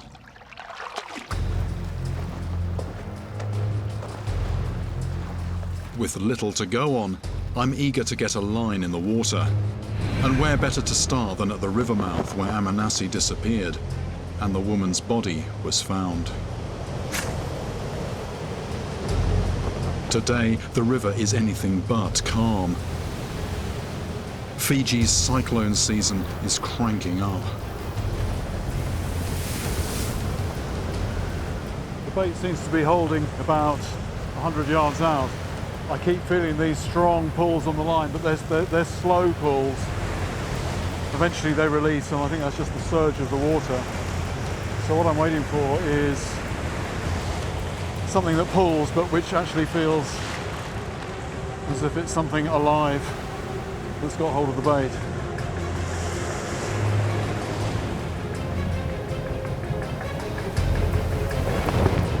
What's going on? Wait a minute, wait. Ah! What happened there? I thought I was snagged up. Well, I think I was snagged up, but I felt a bump on the line, and then something ripped out a little bit of line, and I think it was something bumping in. I think something did actually just hit that. Yeah. So something took that bait, and then the main line just cut on something out there. It felt fairly sizable. Whatever grabbed my bait was in mid-channel, about 40 yards from the bank. To target this deeper water more effectively and circumvent the waves, I need to get out on a boat. Despite the worsening weather, a fisherman named John agrees to take me back out towards the river mouth. He's fished here before and will have some idea of what could be lurking in the water. So what fish do you find at the river mouth? Trevally and bull shark. They grow quite big? Yeah, oh, really big. And some of them are really aggressive too. Sharks are off my suspect list as there were no bite marks on the victim's body. But this other fish has me intrigued. The giant trevally, what kind of size do they get caught at the river mouth? Oh, really big. So they come right inside the river? They come right inside, in the incoming tide, and they go out. The giant trevally is not a fish I've met before. They are formidable saltwater predators, weighing up to 180 pounds. That's as big as me. If such a fish is invading these rivers, it could spell trouble. Do you think trevally would ever hit a person. Suppose somebody's in the water splashing around. Yeah, you never know, you know, because it's so big. The biggest one I caught, one old man caught it, like a 5-footer. I'm curious to see one of these bruisers for myself. And the mob of seagulls ahead is a clear sign that there's activity in the water. See all the birds out there, feeding on something. Perhaps the smaller fish are being chased by something big. While John quickly anchors the boat, I race to bait my hook on 100-pound braided line. But with the storm brewing, time is not on our side. All right.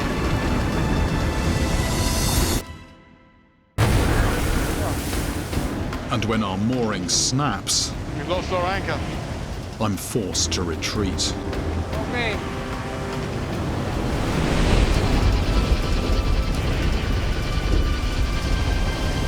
Change of plan. We now have no anchor. That basically broke off.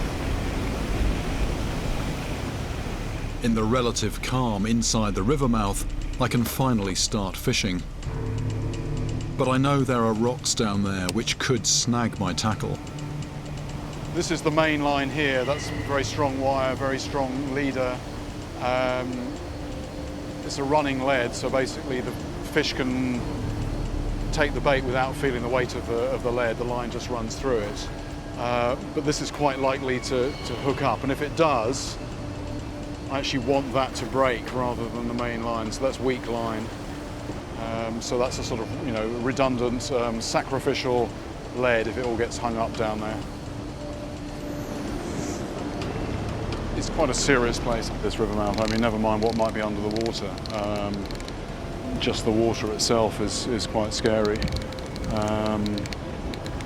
And the tide, I think, at the moment is just starting to run out.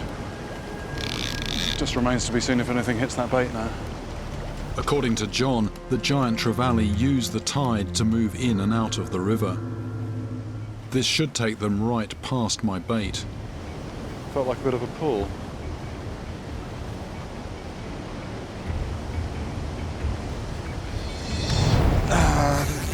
Anything there? I don't think so.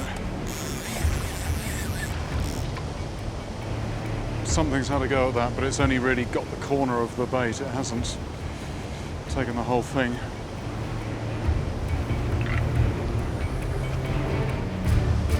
As the hours slip by, I begin to suspect that the monsters have already left.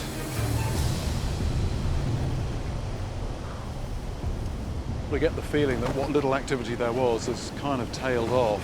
But more than that, I get this feeling that I'm using possibly the wrong approach, even though I have had some contact, and I'm thinking I want to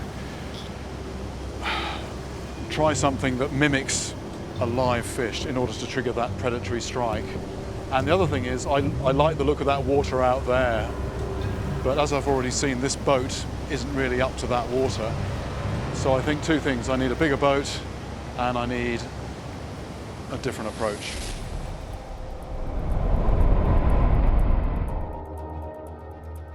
In the meantime, I'm keen to find out more about the giant trevally. And I soon discover that this is a fish with quite a reputation. It may lack large teeth, but the giant trevally is an underwater battering ram. Stripping away its outer layer reveals its secret weapon. A bony blade in its forehead that it uses to smash into and stun its prey. Scientists have even seen them ramming sharks.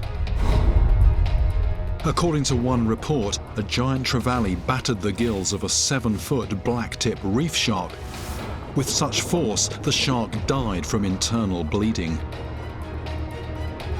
And it's not just fish that come under attack. In Bali, a diver reportedly suffered broken ribs after being struck by one of these fish. This is clearly a beast that can land a knockout punch.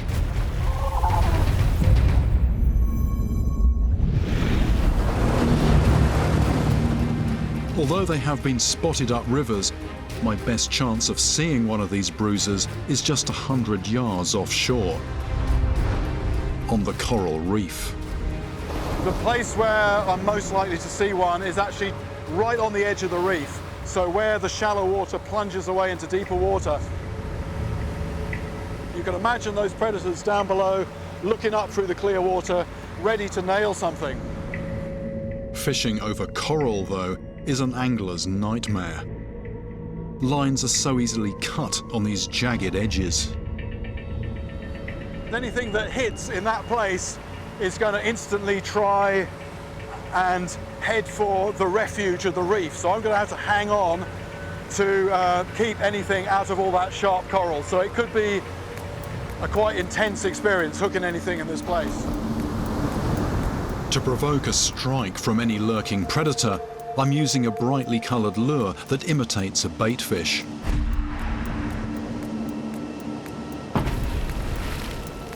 Where the waves are breaking over the reef, smaller fish are likely to get tumbled around and find themselves a target. And it's their struggling movements that I'm trying to mimic. This is actually really tiring physical fishing.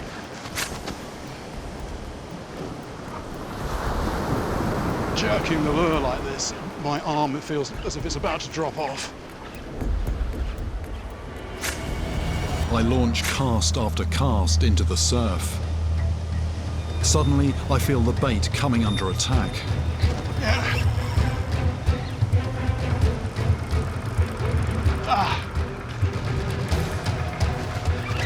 Right, that really bashed it a few times. Right. Something with incredible power is pulling down hard.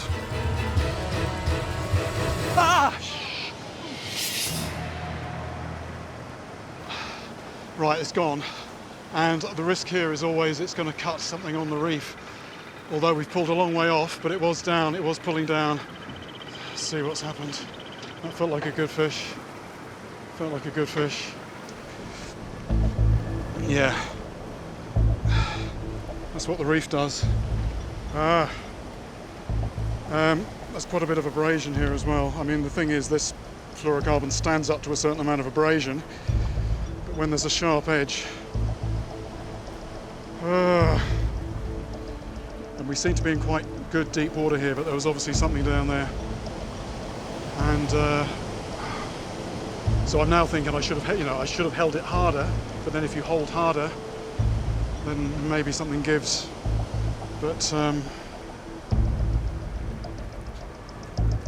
whatever that was a strong, powerful fish, and it was a predator. And it was a fish that hit that lure a few times before actually taking it.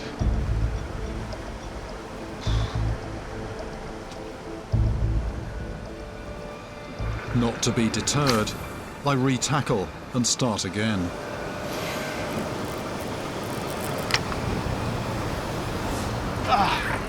Right. And something grabs with such power, it almost pulls me out of the boat. So I'm just trying to get clear of the motors. There we go. I saw that fish take. I saw it take. Oh. This time I have the reel's drag wound up even tighter, but it makes for an even more intense, exhausting fight. Right, let's try and get some line in. I'm hoping it's clear of all coral. And what I'm doing now, I'm just almost heart attack material. There were several hits. It wasn't as if it was a clean take. It was a knock, a hit. I thought I'd missed it, and then suddenly I'm connected to a heavy weight here. It's pulling down.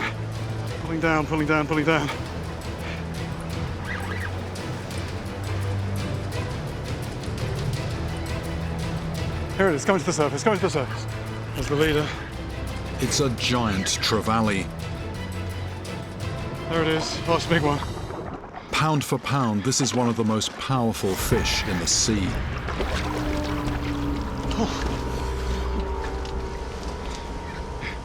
I saw it grab, and then it almost pulled me out the back of the boat when it took off. It has crushing teeth in its throat, which I can't see, but I can certainly hear them. It's making a sort of a crunching noise. They don't have particularly big teeth, but they are very predatory. The modus operandi of this fish is to ram its prey with its head before engulfing it. Driven by powerful muscles, its scythe-like tail gives it the attack speed it needs to stun its prey. The impact force is concentrated through its narrow, bony head. A top-speed underwater strike from one of these beasts could even hit harder than an arapaima, the fish that once knocked me off my feet. So it's the power rather than the teeth that we're talking about here. And I can just imagine one of these, if it were to ram you in the water, with the power this has got, that is going to hurt, and it could even be fatal. Giant trevally probably attack sharks out of self-defense when they feel under threat. I wonder if this extreme approach to self-preservation could explain ramming attacks on people. Did they unwittingly stray too close to one of these powerful fish? It's got the size, it's got the strength, it's got the aggression. All we'd need to be talking about is a chance in a million, just the wrong place at the wrong time, and that would be enough. If this fish slammed someone in the chest, they could inhale a lungful of water, and without a sound they'd sink and be swept away by the current. But there's one problem with this theory. This fish can't be behind all the attacks in Fiji's rivers. There are many incidents, including the case of the diver who died in the reservoir, that happened miles inland.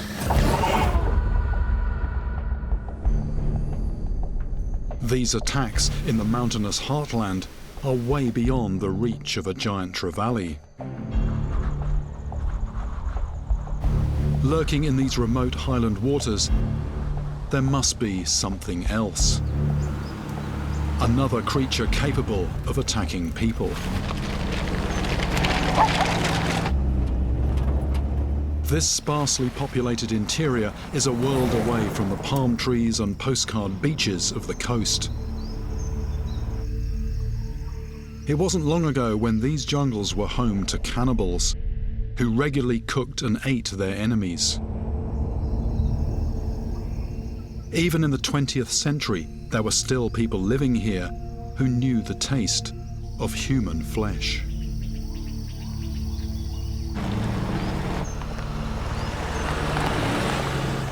"4 hours in from the coast, and I finally arrive at the reservoir where the diver died. The Monosavu Dam was built in the 1980s to supply a hydroelectric power plant. Today, except for a few maintenance staff and security guards, this place is a near ghost town. These are the abandoned huts of the men who constructed the dam.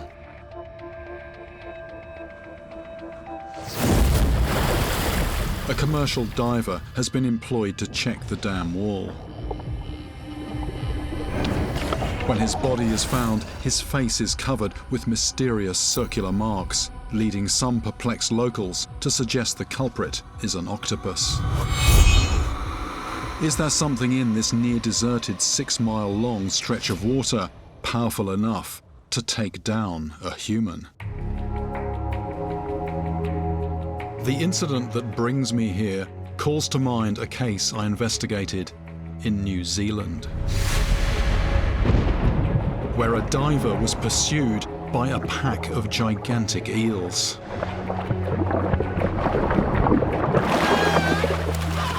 Further investigation revealed the long-fin eel to be a bold beast with an aggressive attitude. Ah! Look at that! Look at that! Look at that! Look at that! Look at that! Ah!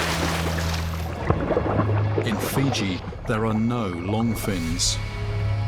But there is another kind of eel that lives here. The marbled eel is a mysterious beast, little studied by science.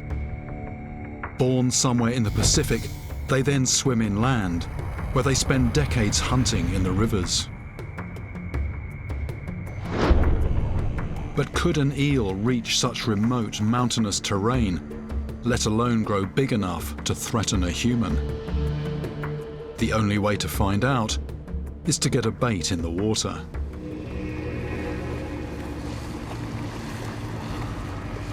I begin my search for a prime fishing spot.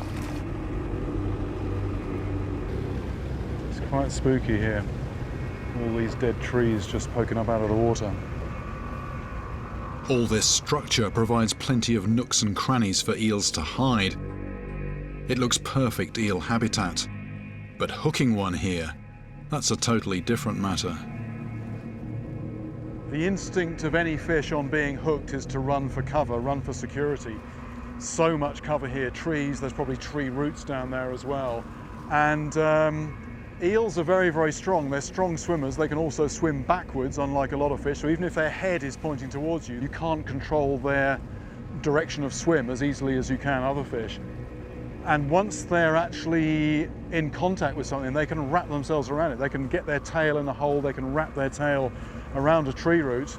And once that happens, very, very hard to extract them. It's like if I was swimming in the water, it'd be very easy to pull me around with a fishing line. If I can get my hand on something though, it's a whole different story. So once an eel gets into a snag, something in the water, even with really strong tackle, that can be game over. I need to find a location where I have a fighting chance of landing one of these incredibly powerful and slippery customers. Oh, this is interesting. There's colouring of the water here. There's clearly a waterfall or something around the side. It's the kind of feature that could attract fish. Incoming streams could be bringing in food and drawing in predators. Large eels hide in the deep, so if there's a good depth of water, this could be a perfect monster hangout. 20, 25 feet. It's a potential spot to find eels. Fishing, particularly at night from these banks, don't know about that.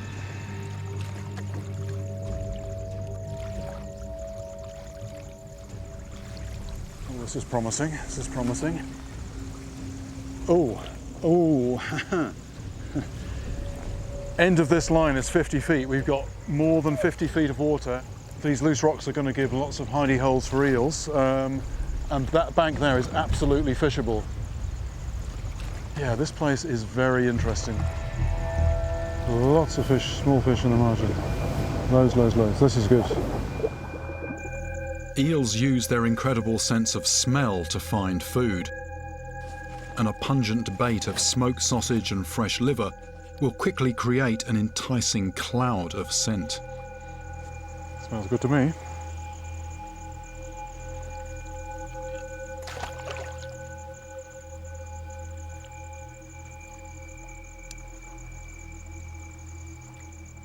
When fishing for eels in New Zealand, I never had to wait long.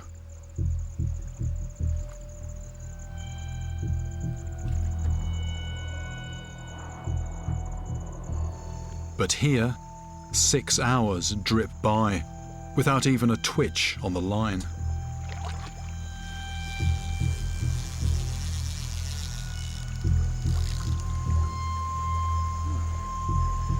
Well, it's just been sitting there and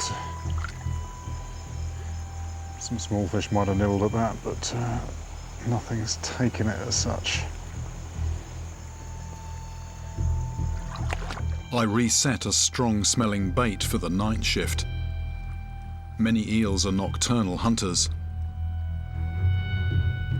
But still, this beast remains in the shadows.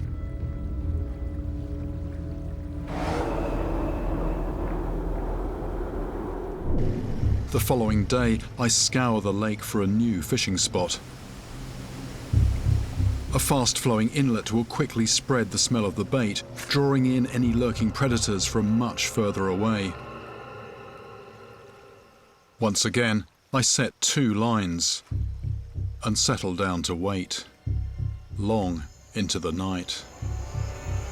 Just checking the bait. That is untouched. It seems these eerie waters are not ready to reveal their secrets.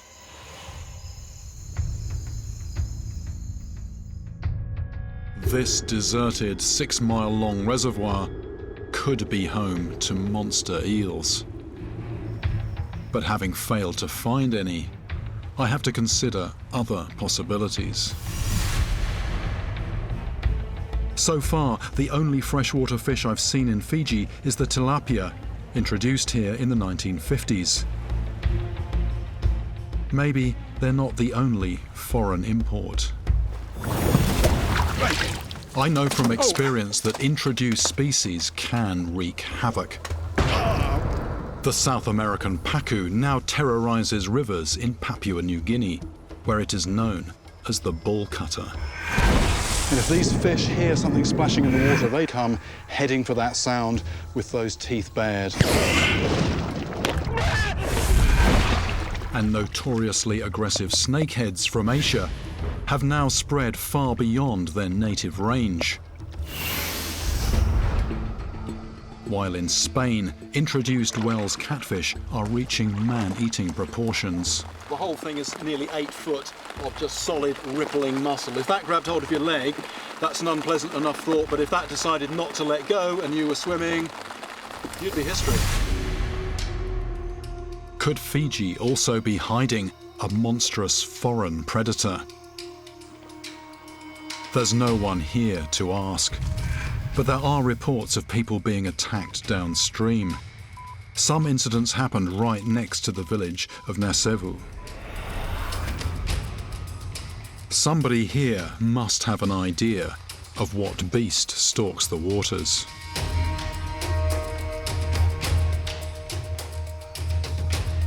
Few outsiders ever venture this far off the beaten track, and English isn't widely spoken. But I'm eventually directed to the chief's wife, Carolina. I've heard some stories about something in the river biting people. One man go and have a fishing line, and then the tail don't want to come. So the line is stuck? It's hard, eh? Yep. And then they die. Before he can free his hook, something strikes him hard in the stomach. It was a bad bite. It's a bad bite. Before disappearing into the murk. But this is no one-off attack. Any other story here? European girl was traveling on the bush. She was part of a team competing in an eco-challenge, an expedition race running through dense jungle. And they crossed the stream, and they bite the leg.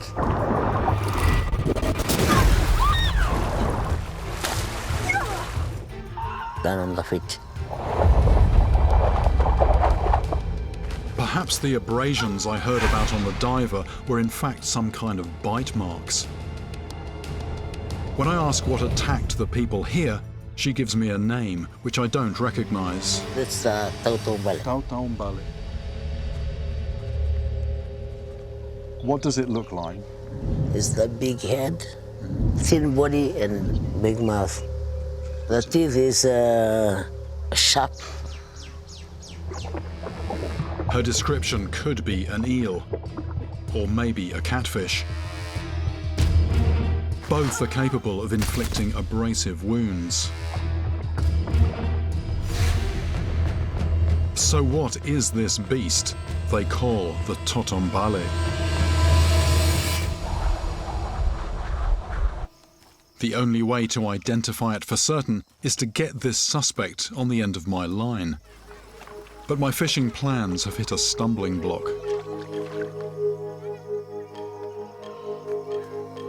Near traditional villages, the rivers are protected by the community. No outsider can fish here without permission from the chief. Until the elders consider my request, I can't get a line in the water. Yet word of my interest in the Totombale is spreading. Some fishermen assure me they know where it lives.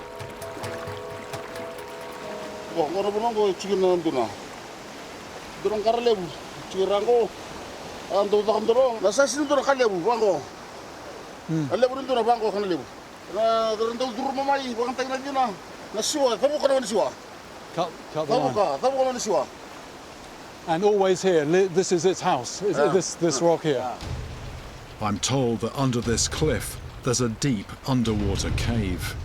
It's a perfect place just to sit and wait for food coming down the current, and it sounds like they've hooked something big here, but it just breaks the line. They've seen it down here, and it feels like a really good positive lead. It's a prime spot for something big. But hooking this monster without the chief's blessing is strictly forbidden. However, there's nothing stopping me from attempting a face-to-face encounter. My best bet of actually seeing this thing is to confront it under the water. With no scuba gear, I can only last underwater as long as I can hold my breath, about a minute at the most in these conditions. The cave entrance is 7 feet down. I just hope I see the creature before it sees me.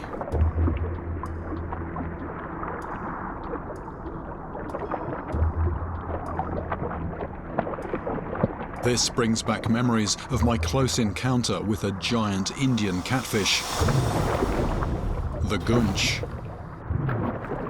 For all I know, the Totombale could be the local name for a similar man-eating fish.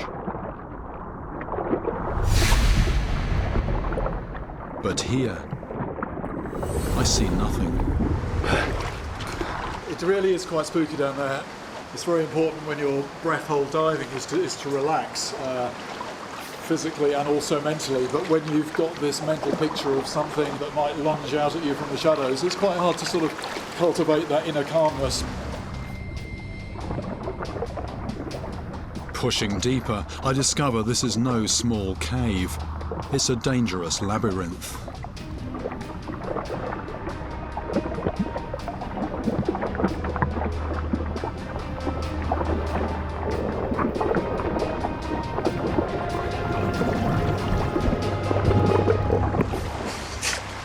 No, there's no actual back to the cave. There's boulders which then just fall away into another space, and I can't get through that gap, and this won't illuminate, but it does look like a perfect hidey hole, but I've not seen anything myself today.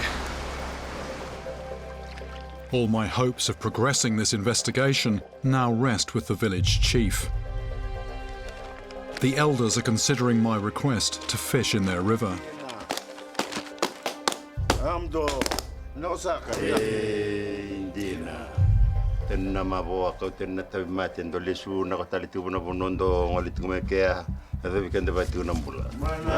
A ceremonial drink of kava root mixed with river water is prepared. It's time for me to prove my worth by downing a bowl of this bitter, intoxicating concoction.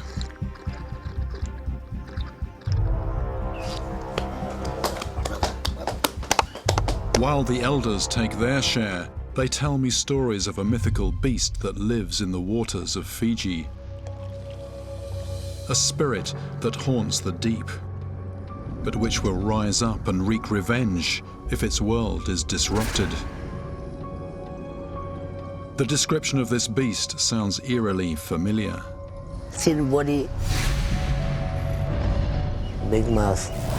The teeth is sharp. This vengeful spirit could be the mythical version of the Totombale.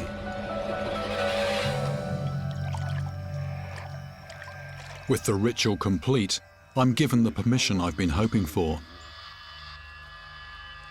But before I can start to fish, I'm told I must first track down the master fisherman, Eroni Laquina. 10 years ago, up in the reservoir, Eroni speared a huge fish. I get my first view of the beast they call the Totombali. Fantastic. Excellent. It's a monster-sized marbled eel. It looks about the same size as you, roughly the same height. Yeah. One thing I can't see very clearly there, it looks quite a big mouth. What are the teeth like? Are they sharp teeth? Is it a powerful jaw?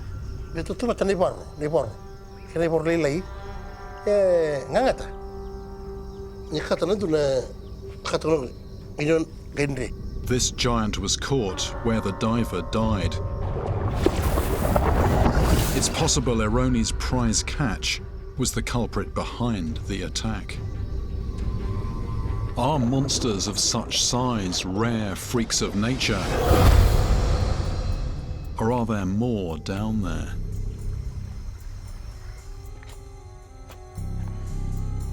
There's only one way to find out.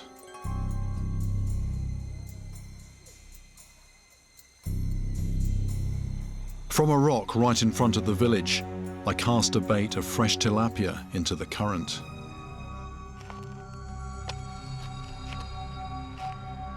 Yet again, the uneventful hours slip away. And I start to wonder if this near mythical fish will ever reveal itself. The day slides into night, until finally, the sound I've been waiting for. Something's on. Something on. Something's on.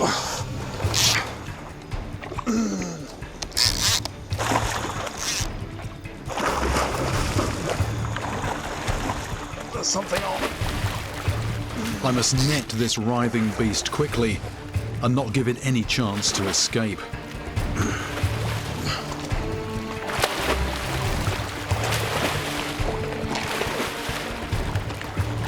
Is it in the net? No, it's not. Now it is. Now it is.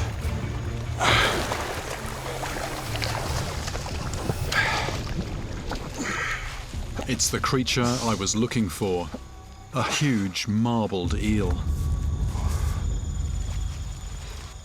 I think it's 20 with the net, roughly. 52 inches. 14.5 inches girth. I have the proof I was after. There are large, powerful eels here in the river. What I'm trying to do is not grip it too tight, because with eels, if you fight them, they fight back. This fish has really given me the runaround. A lot of work to get one of these on the bank, and finally here I am, middle of the night, covered in slime, and I finally have it.